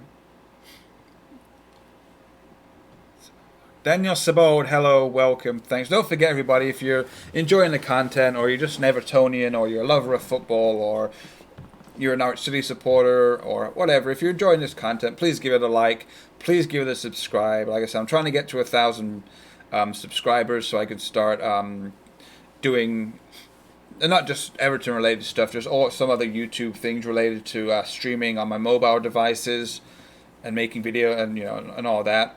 But I'm not trying to get to 1,000 viewers. I'm not trying to make money out of this. I'm not trying to get to 1,000 viewers so I can start doing the super chats and doing the memberships and all that stuff. I'm just trying to get to 1,000 subscribers so I can just stream from my phone when I'm on the way home from work or when I'm on my lunch break and other things like that. So if you could just help out with that, I'd greatly appreciate it. See, pay attention, people. Pay attention to this. Daniel Sibold is at the game. He is at the game and he's on his phone on YouTube in my channel, The Mr. Archer, very small knit community, a very small channel, watching the game because he is bored off of his ass at Goodison Park, home of Everton Football Club. A team that's witnessed, a ground that's witnessed is historic. The founding members of the Football League, Dixie Dean, Andy Gray, Peter Beards, and think of all the players that have, Mikel Arteta, Tim Cahill, David Unsworth, Duncan Ferguson, all the players that have graced Goodison Park, and this man, I'm assuming that it's a man by the name Daniel, that this human is on his phone at Goodison Park because it's so poor and shitty and pathetic. The thing is, Daniel, you could probably yell at the top of your 14-year-old. You could probably... Oh, God, Pookie's through. Oh, good defending there. But again, good defending by Luca Dean, but absolutely shit defending as a thing. Here's the thing, Daniel. if you yelled at the top of your lungs, you said, "The Mr. Archer! The Mr. Archer!" I'm pretty sure that I could hear you 3,000 miles away in America on my TV, because that crowd is so dead right now. Try and get a couple of people around you. "The Mr. Archer! The Mr. Archer!" I guarantee I could probably hear you. Ball over the top to Richarlison there. Ball under control. Richarlison in a tight, no, just loses out. Richarlison loses out. Oh, Morgan Schneiderlin just got away with one there too. Why is he still sliding in? He's lucky he won the ball there, because if that had been... You shouldn't be sliding in right there, Morgan. Come on, mate. If Morgan gets sent off, we're going to have huge problems. But yeah, I see that Sigurdsson's still out there. I see Schneiderlin's still out there. We've made no changes. Walcott. Oh, Walcott tries to dribble by Hernandez. Does nothing. Hernandez is just going on a run now. I think he's been the best player so far for both teams. This Hernandez guy. Left back, I think, for... Well, not left back. I don't even know where he plays. He was in the left back position where he picked up the ball, but now he's just storming forward and playing up in the number 10-ish role. See, this is another problem. You got Cenk Tosun and you've got Sigurdsson trying to press. So slow. You can't press with Sigurdsson and Tosun in the team. There you go. Tom Davies trying to push on, but they're literally like double teaming and man marking Tom Davies, because they know that he's the only threat in the center of the park for us. Fuck me, this is so horrible. Luka Dean, a little bit of trickery. Pulls the ball up to the top of the box. Tried to play in Sigurdsson, but it comes to Davis. We're recycling the ball. Schneiderlin, Sigurdsson. Sigurdsson through to Dean. Oh, tries to put it on a plate for Tosun, but that's good defending. Good defending by somebody there. You throw down the stairs at his house. That's too bad. That's kind of... But he looks sharp, man. He's always back defending. He looks good on the ball. He's not afraid to dribble with the ball. Always available. Unlike players like the Invisible Man, Fresh looks like he's always available. Always willing to receive a pass. Always willing to be involved. Looks pretty decent. Matt Tadman, I'm watching on the NBC Gold Sports app here in America, where we get to watch every game in America. We don't have any blackouts or any silly traditions. Oh, there we go. Tosun. Oh, it's a good block there. Good block there. We're knocking on the door now. Tosun. Ooh. Who was that with that block? It was a good block. Great block. First Cuban to play in the Premiership, huh? Yeah, it's great defending, but we're knocking on the door a little bit now. Ball in from Sigurdsson. Punched by Krul. No, it's bubbling around. No, hit it! Oh, fucking Schneiderlin! Oh, the one person you didn't want it to fall to at the top of the box was Morgan effing Schneiderlin. But let's go, now we're getting into it. Here we go. Keep the pressure on, boys. Yeah, yes. Ball into the box. Oh, it's a shit ball in from Theo Walcott. But we're knocking on the door right now. Knocking on the door. Knock, knock, knocking on Norwich's door. Hi, hi, hi, yeah, yeah. Knock, knock, knocking on Norwich's door. That's my Guns N' Roses version of Knocking on Heaven's Door, by the way. Hi, hi, yeah, yeah. Walcott to Sidibe. Sidibe. Oh, good challenge by that Hernandez again. Hernandez. Good player. This Hernandez on the ball again. Oh, and a 1-2 with Pookie. Hernandez cruising down the left side. They're playing on. Hernandez. Ball across the box. Oh, there it is. Oh, Hernandez. This player, man. This player looking hot and sharp.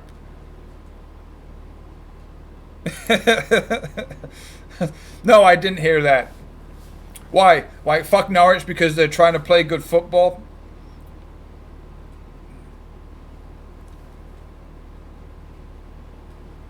They should be more like me. I'm enjoying Norwich's play more than Everton's play. This Hernandez player's got me all lit, man. Woo. Well, I mean, there's a lot of players that get very moody. That's the problem. But I'm sure he's still a young player. But he's, if he's got that, he's got that Latino heat in him. Oh, it's a great ball through the Walcott, but Tim Kuloff is line well there. But no, a lot of South American and Hispanic Latino players, they got that heat in them.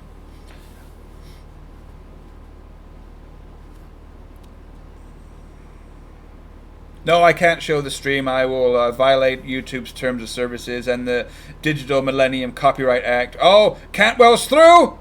Cantwell scores. 1-0 Norwich. Defense completely, absolutely obliterated once again. Fucking typical. Yeah. Disgraceful defending. And again, the midfield gets absolutely torn apart because Sigurdsson and Schneiderlin are playing. Pookie just dribbles. Mina doing nothing. Holgate out of position.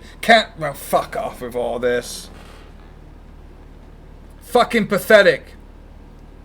It's exactly the same thing as the Tottenham goal that we conceded here. Yerry Mina and Mason Holgate get pulled towards the ball. Yerry Mina doesn't win the ball. Mason Holgate's out of position. That's an easy finish for Cantwell. And of course, Pickford beaten at his near post. Fuck off. Fucking disgraceful. Yeah, now you take Schneiderlin off. Oh yeah. Now Alex Iwobi's on the pitch. Okay, 55 minutes ago it should have happened, Marco, you fucking twat. Huh? Fuck off.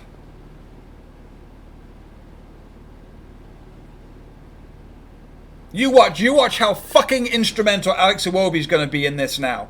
You watch. Goal or an assist for Iwobi in this game now. You watch how much he brings. And we wasted 55 minutes of good fucking football. No idea why Alex Iwobi starts on the bench and Gylfi Sigurdsson. And like I said, I said at the start of this stream, I'll eat my hat. I'll, fucking eat this ketchup, or I'll eat. I got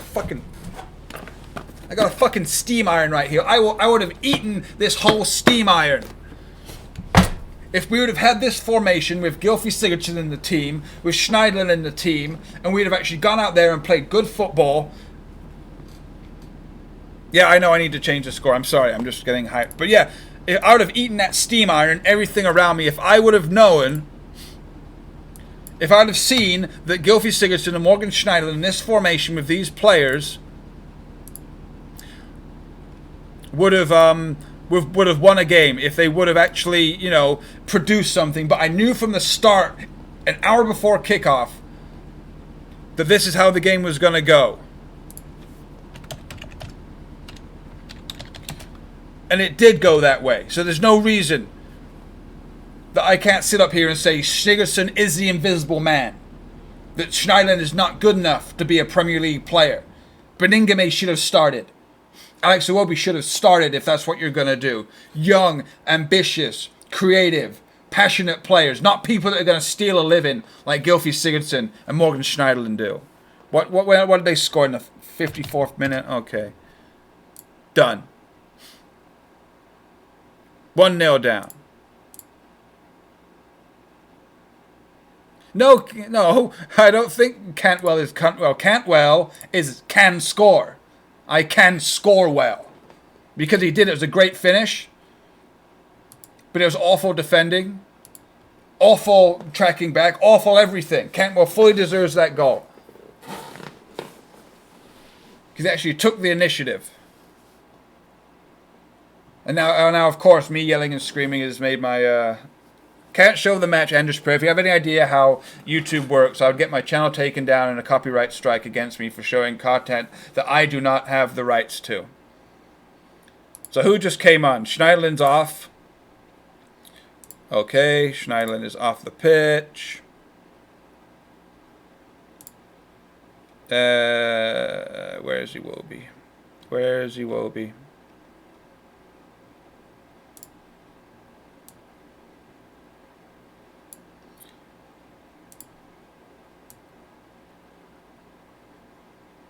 And Iwobi is now on the pitch.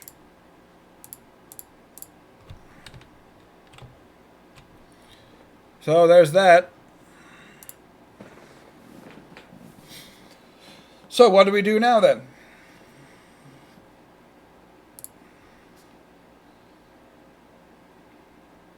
Like, I'm quite literally done with Everton if we lose here. And see, once again, you can hear the crowd. All you can hear is the Norwich supporters. All right, Dan, have fun at the game. Good use of your money and your time being at Goodison Park with this shit pile that is Everton Football Club right now.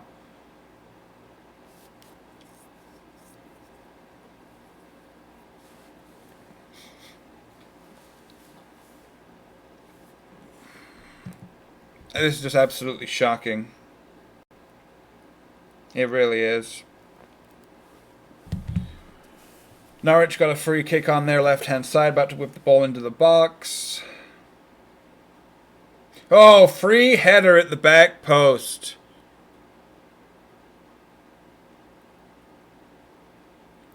Byron just had a clear... No one marking him at the back post. Fucking terrible defending once again. And Sigurdsson, where is Sigurdsson going? What is Sigurdsson doing?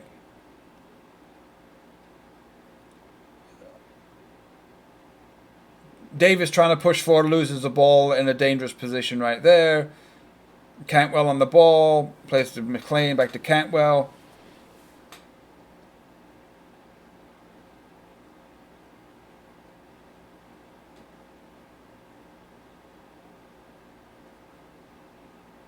So, I mean, nobody has actually even had a good game. Richarlison been a passenger in this game. Walcott, passenger. Sigurdsson, obviously, invisible man. Tom Davis been marked and played out the game.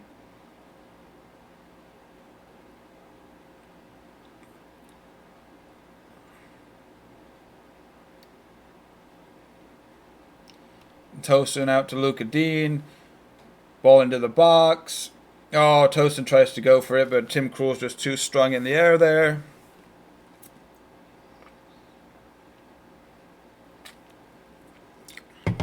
All right, we got 30 minutes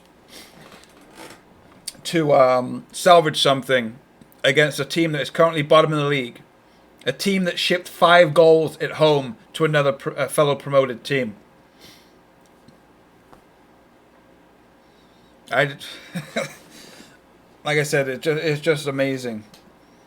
And people always ask me, so, oh, well, why don't you do that much content, Mr. Archer? Where's the starting 11 show for this week, Mr. Archer? Where's the match preview, Mr. Archer? Why you only do watch-alongs and match reactions? Why would I want to make content?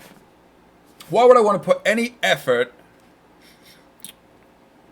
Why would I want to put any effort, any passion, any type of creativity into a team that doesn't do any of that on the pitch?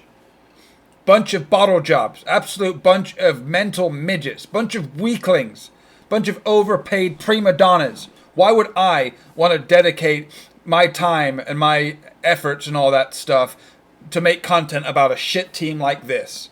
Huh? I know there are a lot of channels out there. You know, there's the big one. You know, the Labour Party, Jeremy Corbyn ass licking channel out there that does nothing but watch Star Wars movies and jerk off and eat Jaffa cakes. I understand, you know, that's their full-time job. They can go ahead and do that. And there's other ones out there, but I think a lot of people in the Everton community, unless you're getting paid for it, unless you're making money off of it, then there's no reason for anybody to put their effort in, because we all know what the results are going to be. We know what we're going to see on a week-to-week basis.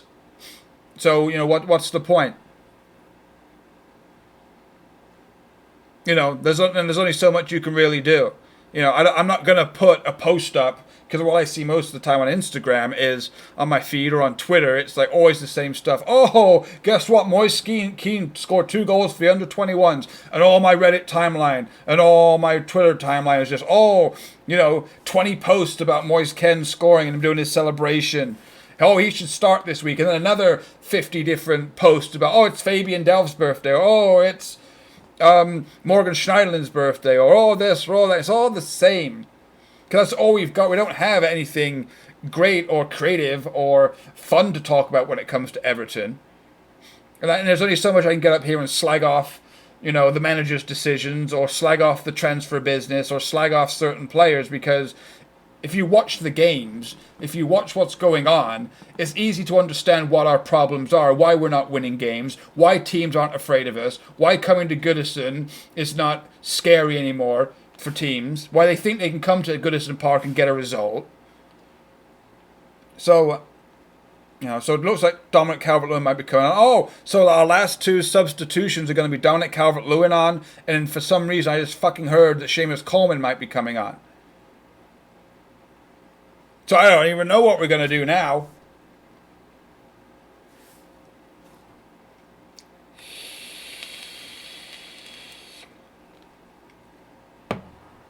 Best two players on the pitch today have been that Hernandez guy for Norwich and this Cantwell guy for Norwich. And they probably cost peanuts to buy, and they're young players. They've been given time to get put into the team. That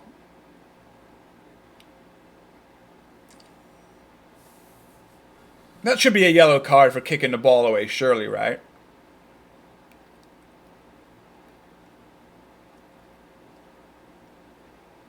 Okay, so who's coming on and off? Theo Walcott is going off.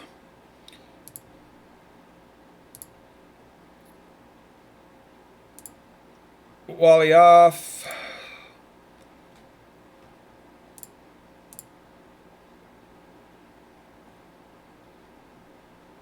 Oh, okay, so now we've got Calvert-Lewin on.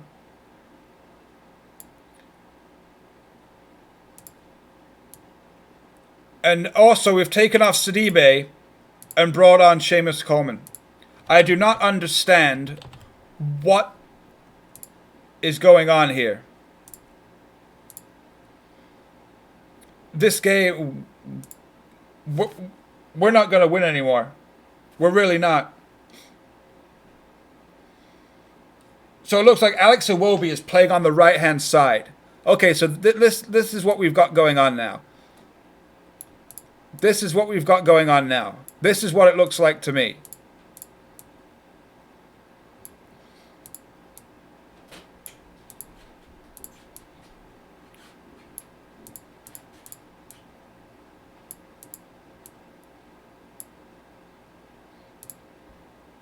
So this is what we're doing now.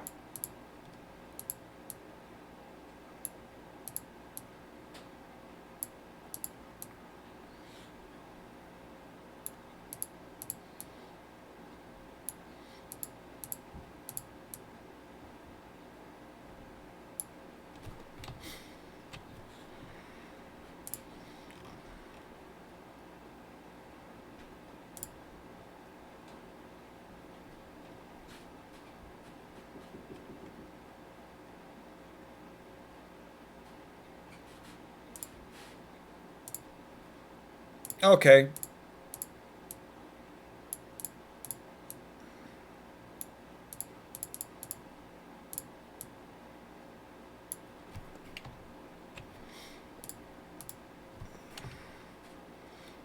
I mean, this is seriously desperate for Marco Silva. 3 changes with 20 minutes to go, not taking into consideration injuries, not taking into consideration anything else. So we're playing basically a 4-4-2 with Iwobi on the right side. Okay, there you go. This is what we're doing now. And I'm telling you right now, it's absolutely pathetic.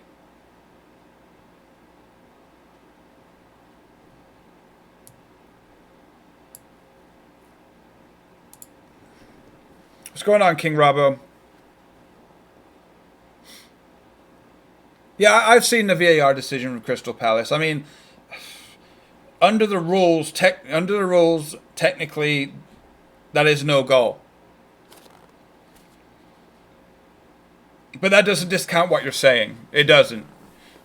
At the end of the season, you'll see how many certain teams have got penalties or goals or something in the last 5-10 minutes or in injury time that have changed the complexion of the Premier League title race. Now we've got 22 minutes. with this formation, with these players on the pitch, to try and score 2 goals to take 3 points away. It's not going to happen. And you can say that, oh, I'm not a believer, or, oh, no. I knew this from the beginning. I've known this from the very start of the game since I saw the starting lineup. What was going to happen, how the play was going to go. The crowd is absolutely deadly silent. You can hear individuals yelling out individual things. So like I said, if you're at the game, shout out this channel. Shout out the Mr. Archer. Also subscribe and like if you're new. Subscribe and like if you think Everton are an absolute shit pile.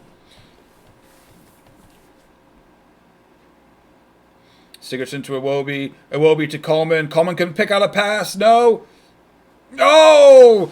Tosin bottles it. Dominic Calvert-Lewin bottles it. Goes out for a goal kick. After all of that. Yeah, 2-1 Everton. Yeah, okay. That's not going to happen unless we have a miracle.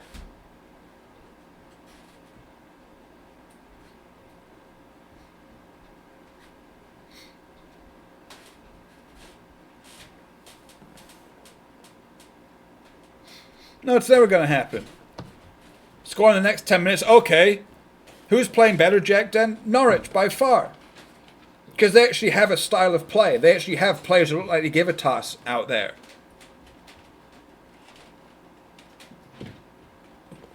Norwich are by far the better team.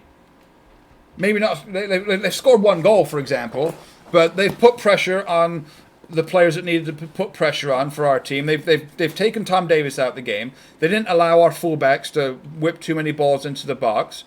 You know. So no, they came with a game plan. They're playing their football.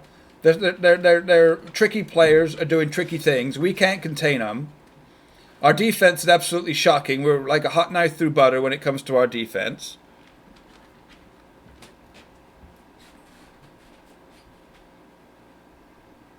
Byron just easily waltzed into the box there. It's a good block.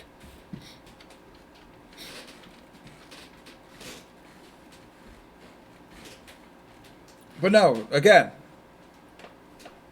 No, Nathan, I don't want you to be negative. I don't think we're going to score 1 at all. Unless we get like a jammy penalty or Sigurdsson whips in a free kick over a screamer. You know, that's about it. But we haven't done anything for 71 minutes that would show that we've got any idea of how to attack, of any idea how to create any type of opportunity to do anything. Oh, Iwobi just gives the ball away. But again, Hernandez in with the block. Not only is the lad creative, oh now he intercepts the ball, picks up the ball again 10 yards down the pitch. I mean, like 20 yards down the pitch, and now Poogie's got the ball inside the box. Where am I from? I was born in Swindon. I moved to Derbyshire. And for the past 20 years, I have lived in the United States of America.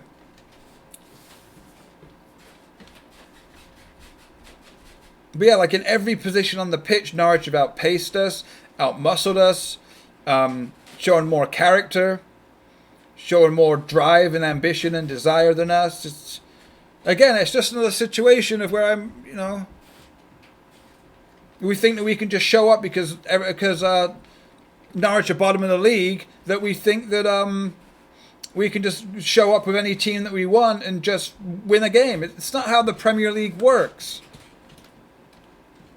Manchester City tried to show up at Carrow Road and think that they can just win a game there. They lost. Plenty of teams this season have thought they can just show up. Look at Tottenham. Tottenham went to Brighton and thought, oh, we're Tottenham Hotspur. We're Champions League finalists. You get battered 3-0. You can't just show up because teams don't have that many points or because they've got a lot of injuries. You have to play the game. And we haven't shown anything today. Nothing whatsoever.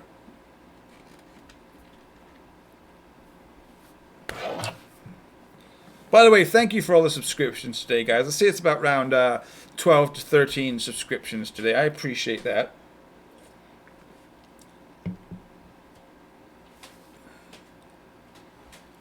No, Brighton are a decent side. So, yeah, like I said, that's what I'm saying, is that teams like Tottenham, you know, or you look at teams like Arsenal. Arsenal 2-0 up against who? Who are they 2-0 up against? Wolves, I think? Or is that, they go up, no, it was Watford. They go up 2-0. Oh, Watford are shit. They've sacked their manager. They've got a new manager in there, bottom of the league. All of a sudden, bam, it's 2-2. Yeah, Cantwell is a beast. I have him in my fantasy team. Great value.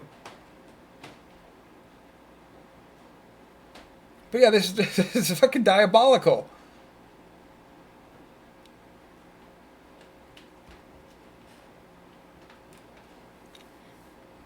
I mean, besides Pukki, who plays for who? Finland? Yeah. How many other internationals do Norwich have in their team? And then let's do it against ours. Jordan Pickford, England's number 1. Yerry Mina plays for Colombia. Alex Iwobi plays for Nigeria. Seamus Coleman plays for Ireland. You got Cenk Tosun plays for Turkey. Gylfi Sigurdsson, captain of Iceland. Richarlison plays for Brazil. Tom Davis, captain of the England under-21s. Or under-23s, either way you want to look at it. And we're getting absolutely... How's Pukki playing? Pukki's playing well. Pukki's playing and doing what a number 9 should do. Good hold-up play, getting into positions, running into the channels, playing 1-2s with Cantwell and other players in the team. Always available, looking busy, trying to put the defenders under pressure. Doing what a good centre forward does.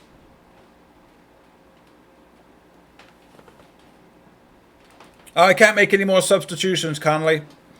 We already brought on Iwobi for Schneiderlin. We brought on Calvert-Lewin for Walcott, and we brought on Seamus Coleman for Sidibe. Okay, David, I appreciate that. Yep, Pukki, McLean, yep, and then you got under 21s and Northern Ireland. All of this, all of that, and yet Norwich are the better team.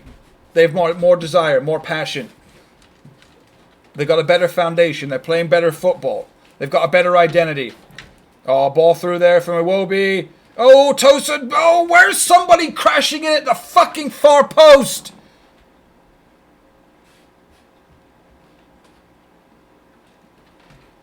Richarlison flicks on. Seamus Coleman plays it back to Iwobi. Iwobi balloons it over the top. Oh, yeah.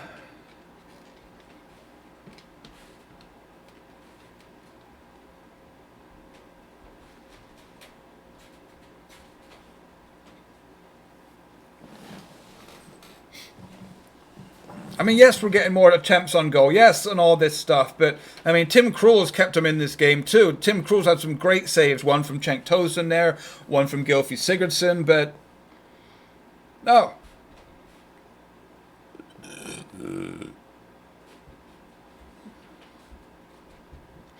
It's that constant disappointment as an Everton follower. I took my lad to his first Everton game last season against Bournemouth. They won 2-0.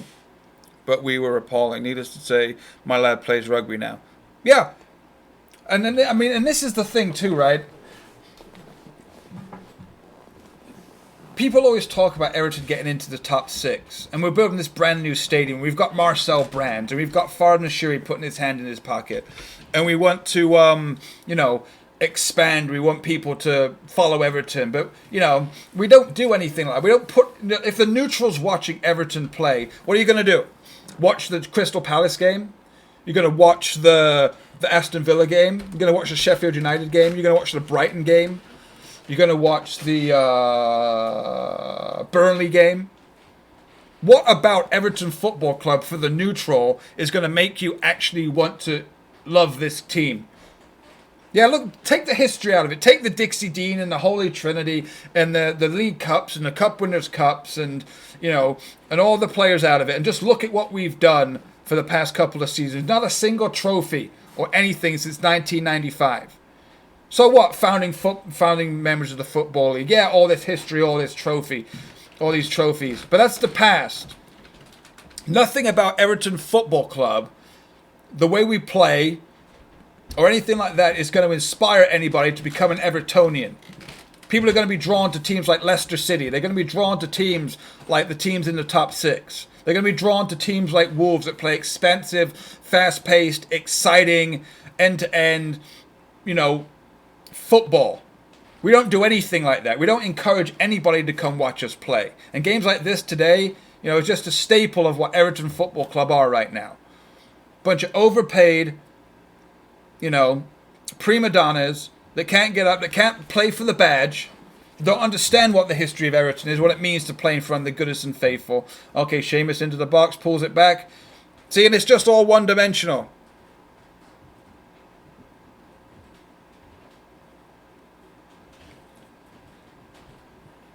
See, now we're just putting siege to it, but everything's a ball into the box.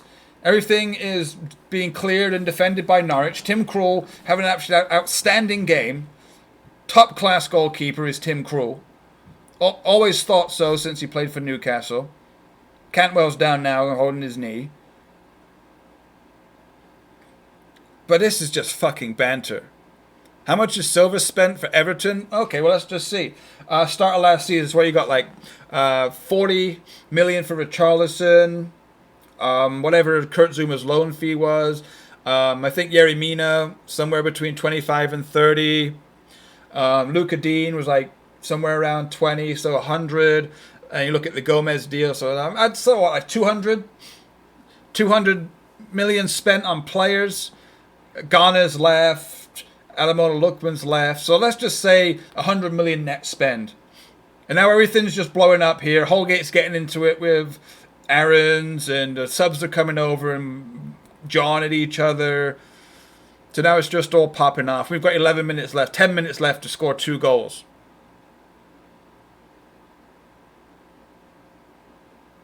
And Mason Holgate's got a booking, and Aarons has got a booking. Oh, we with the players on the pitch and looking at the squad, yes, we deserve better. But the money's been spent, yes. But the tactics have not been implemented. The right players have not been playing in the right positions. Holgate's still jawing off with Krul. Holgate's probably going to get sent off for, dissent or something in a second.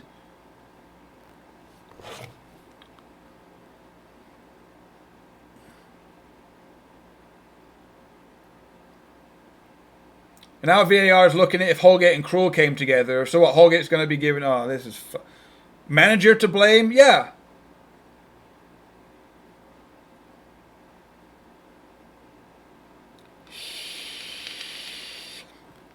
Yeah. And it all comes down to what I said 30 minutes after I went live. The formation. Gylfi fucking Sigurdsson. Morgan Schneiderlin.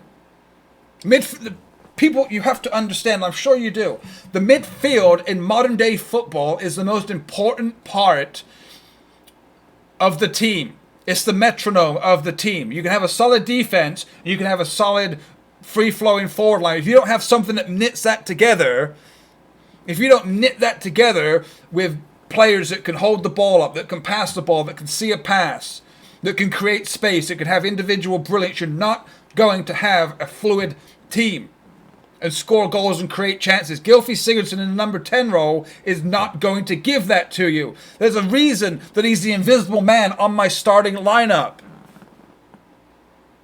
There's a reason for it. It's not because I hate the guy. It's because I watch my football, and I watch all football. I watched the Tottenham game earlier today. I'm watching the Everton game. I'm going to watch the Man City-Chelsea game later on.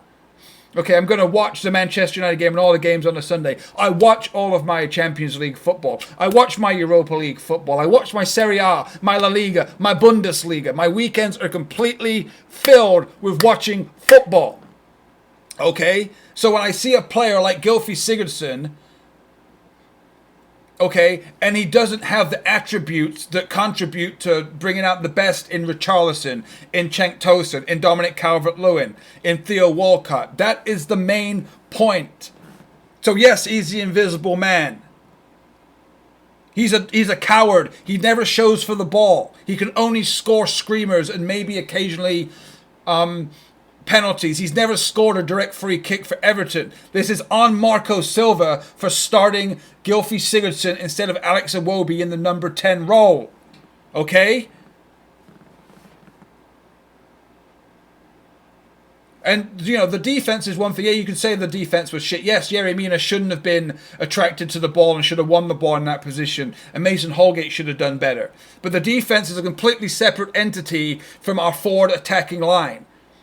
if we have no creativity in the middle, if we have nobody who can put their foot on the ball and pick a pass and, and be the metronome in the middle, you're not going to win games of football. You're not going to create chances for your best players to score. And that comes down to Gylfi Sigurdsson. Okay, and that comes down to Marco Silva's selection of that player. Yeah, people should leave the game. Get out. Leave the stadium. Get out. Go home. Have a cup of tea. Go play with your dogs. Go see your family. Go Netflix and chill. Go do something else. Go do a little something before the Manchester City and Chelsea game, where you'll actually watch a set of good teams with good players, with good managers, with good tactics, with exciting end-to-end chances created, individual brilliance from different players on the pitch. Players that can cross a ball, that can make a pass, that can finish chances. Not this crap that we have to watch on a weekly basis. Not this atrocious, despicable version of football. The beautiful game. Everton don't play a beautiful game. No identity. No tactics. Nothing. Because Norwich were by far the better team today. Easily by far the better team. In every aspect of the game. Every aspect.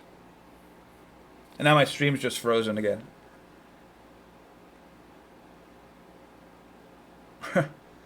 Why? Why can I not have good internet when I'm watching Everton play? Okay, here we go.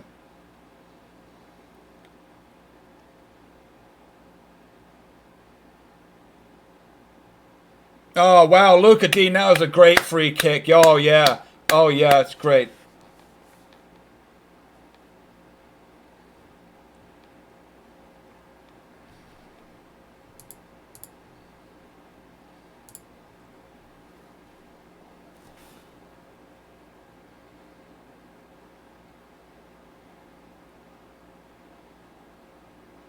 Is Cenk good today? Cenk Tosun is a good player. He hasn't had the service. He's been isolated most of the game before he went to this 4-4-2. Isolated. Not being brought into play. Been have to feed off scraps from crap crosses. Oh, now we're just shooting from fucking 30 yards. Ah, piss off. Piss off.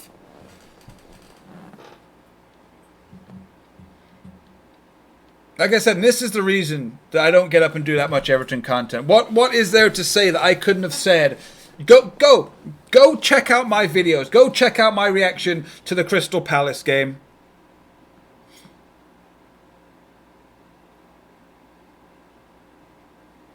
Yeah, go watch my match reaction for the Crystal Palace game. Or go watch it for the Wolves game. I mean, the Watford game at home. Go watch it for the Aston Villa game away where we lost. Go look at the Burnley game that we lost. Same things that I'll be saying about the same players, about the same tactics, all of it. And there's only so much you can put on the manager. There's only so much you can put on the tactics. And this. You have to put it on the players. You have to put it on the desire. You have to. There's so many things to point at that are wrong with this team and the way we go about doing things. So what? We beat West Ham. West Ham are shit. Saw that today when they played Tottenham. Yeah, so what? We beat Wolves, but 3-2. We score, they score, we score, they score, we get lucky, we win. Right? Go look at the Southampton game. You know, we should be putting teams to bed. Every game that we have right now.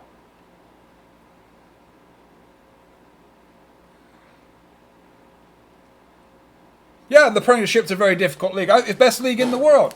Norwich can beat teams like Manchester City.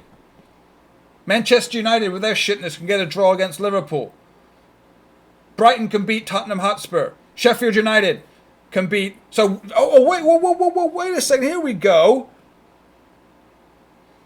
So if this result holds, we've lost to every single promoted team. We've lost to Sheffield United 2-0 at home. We've lost to Aston Villa 2-0 away. And if this holds, we're going to lose 1-0 to Norwich at home. 3 promoted teams that played championship football last season. Piss off, Everton. Bunch of fucking shithawks. Why are people still in the stadium? Why is the Gladys Street still in there? Get out. Show something. See, this empathy and this fucking rah, rah, rah, we support you to the end bullshit needs to go. Leave. Show a protest. Show the players and the manager and the chairman and Kenwright and the owner and everybody. Show them that you're not fucking happy with this. Get out. Still, I'm sure there's 95% of people still there. What you all waiting for? An equalizer? You're waiting for an equalizer at home to fucking Norwich? That's what you're waiting for?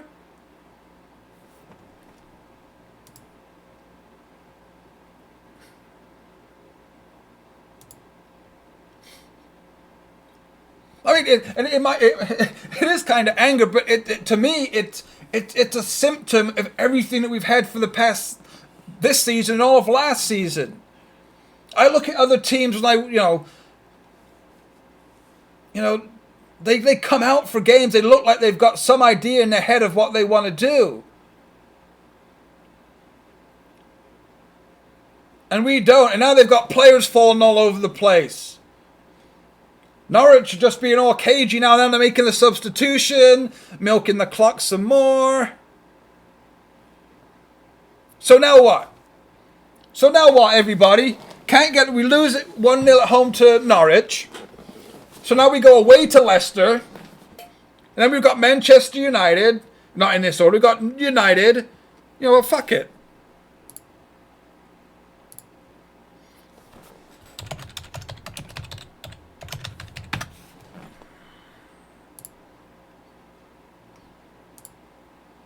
Okay, so we're going to lose this game. And then we go away to Leicester. And then we are away to Liverpool. And then we are at home to Chelsea. Then we're away at Manchester United.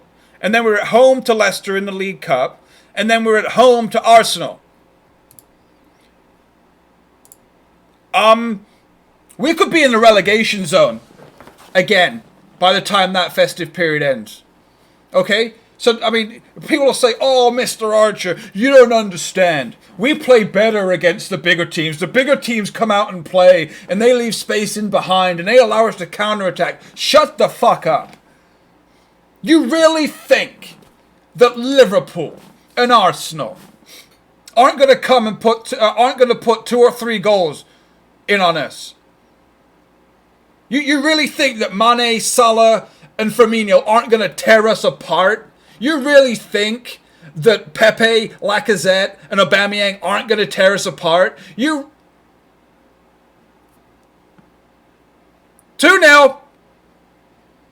2-0.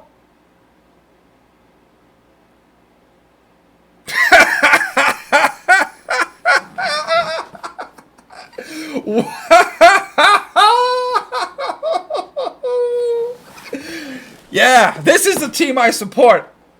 This is the team I spend my money on. I buy the home kit. I buy the kit. I spend my money, I spend my time to watch absolutely piss poor dross like this. So like I said, you think we're going to be able to contain Liverpool? You think we're going to be able to contain Arsenal? You think that Vardy and Maddison and Ndidi and Tielemans and Jose Perez aren't going to fucking tear us apart? The 2 games we play against Leicester? You think that that Pulisic and Abraham and Mason Mount and Willian and Jorginho and Kovacic and Barkley aren't going to tear our fucking ass out of our guts? Our guts out of our ass when we play them? Oh, they're going to allow us to play. We can't play. We don't have anything to do. We don't know what we're doing. A fucking Mason Holgate, please! Why are people still sitting in the ground? Get the fuck out! Leave!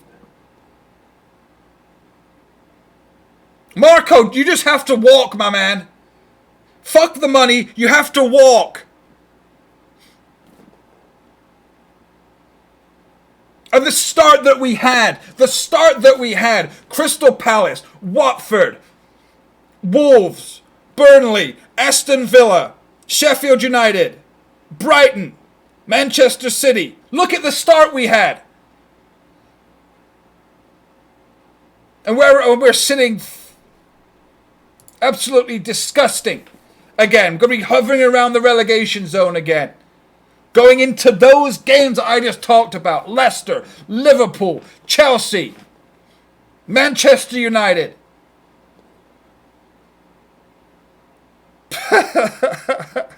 I know they want their big Pascal, but show some fucking pride. You're going to probably get another job. Yeah, look at this. Marcel Brand sitting there. Mashiri sitting there. Ken Wright sitting there.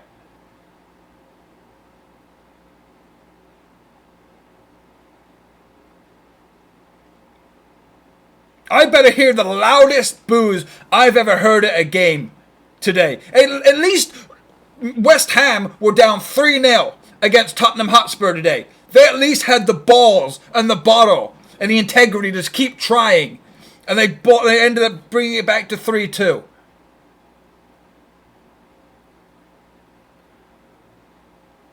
Pochettino! You think Mauricio Pochettino is going to come to this? Oh, of course. I mean, no booing, no jeering, no nothing. Just polite clapping, yeah. Be empathetic, Evertonians. Be empathetic towards this, yeah. Oh, we tried hard. No, we didn't. Oh, we've got good players. No, we don't. Oh, well, the tactics were good. No, they weren't. Please. I mean, I would want Pochettino at Everton. But what, David, no, I'm not picking you up, but tell me what exactly would draw Mauricio Pochettino to Everton Football Club right now. Oh, I know they're not, but just tell me what the draw would be. Why not hold out? Why not hold out for a Barca job? Why not hold out for the Real Madrid job?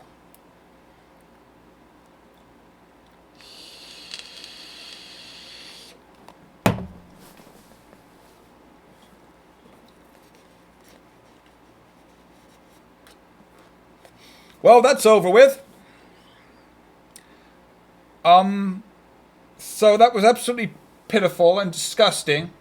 Sorry that you guys had to, sorry that you fine folks had to be on the receiving end of another abysmal, disgraceful Everton performance with no passion, with no desire, with no quality, with no fluidity, with no anything.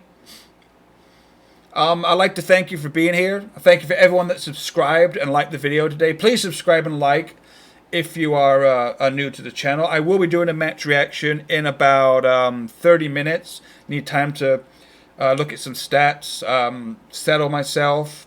But overall,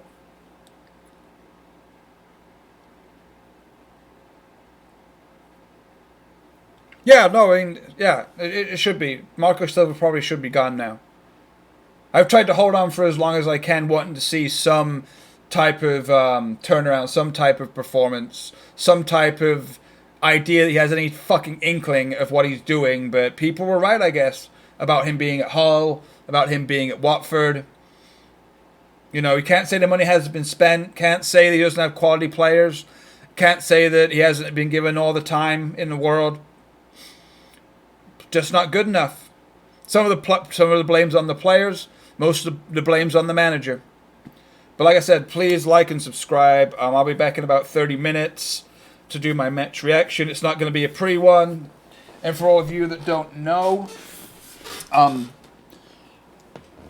this wolf mask will be worn because I will be turning into Archie the Wolf. And that's what's going to be going on there. And so thank you, everyone. And I will I'll see you later, and we'll be back next week for the Leicester game.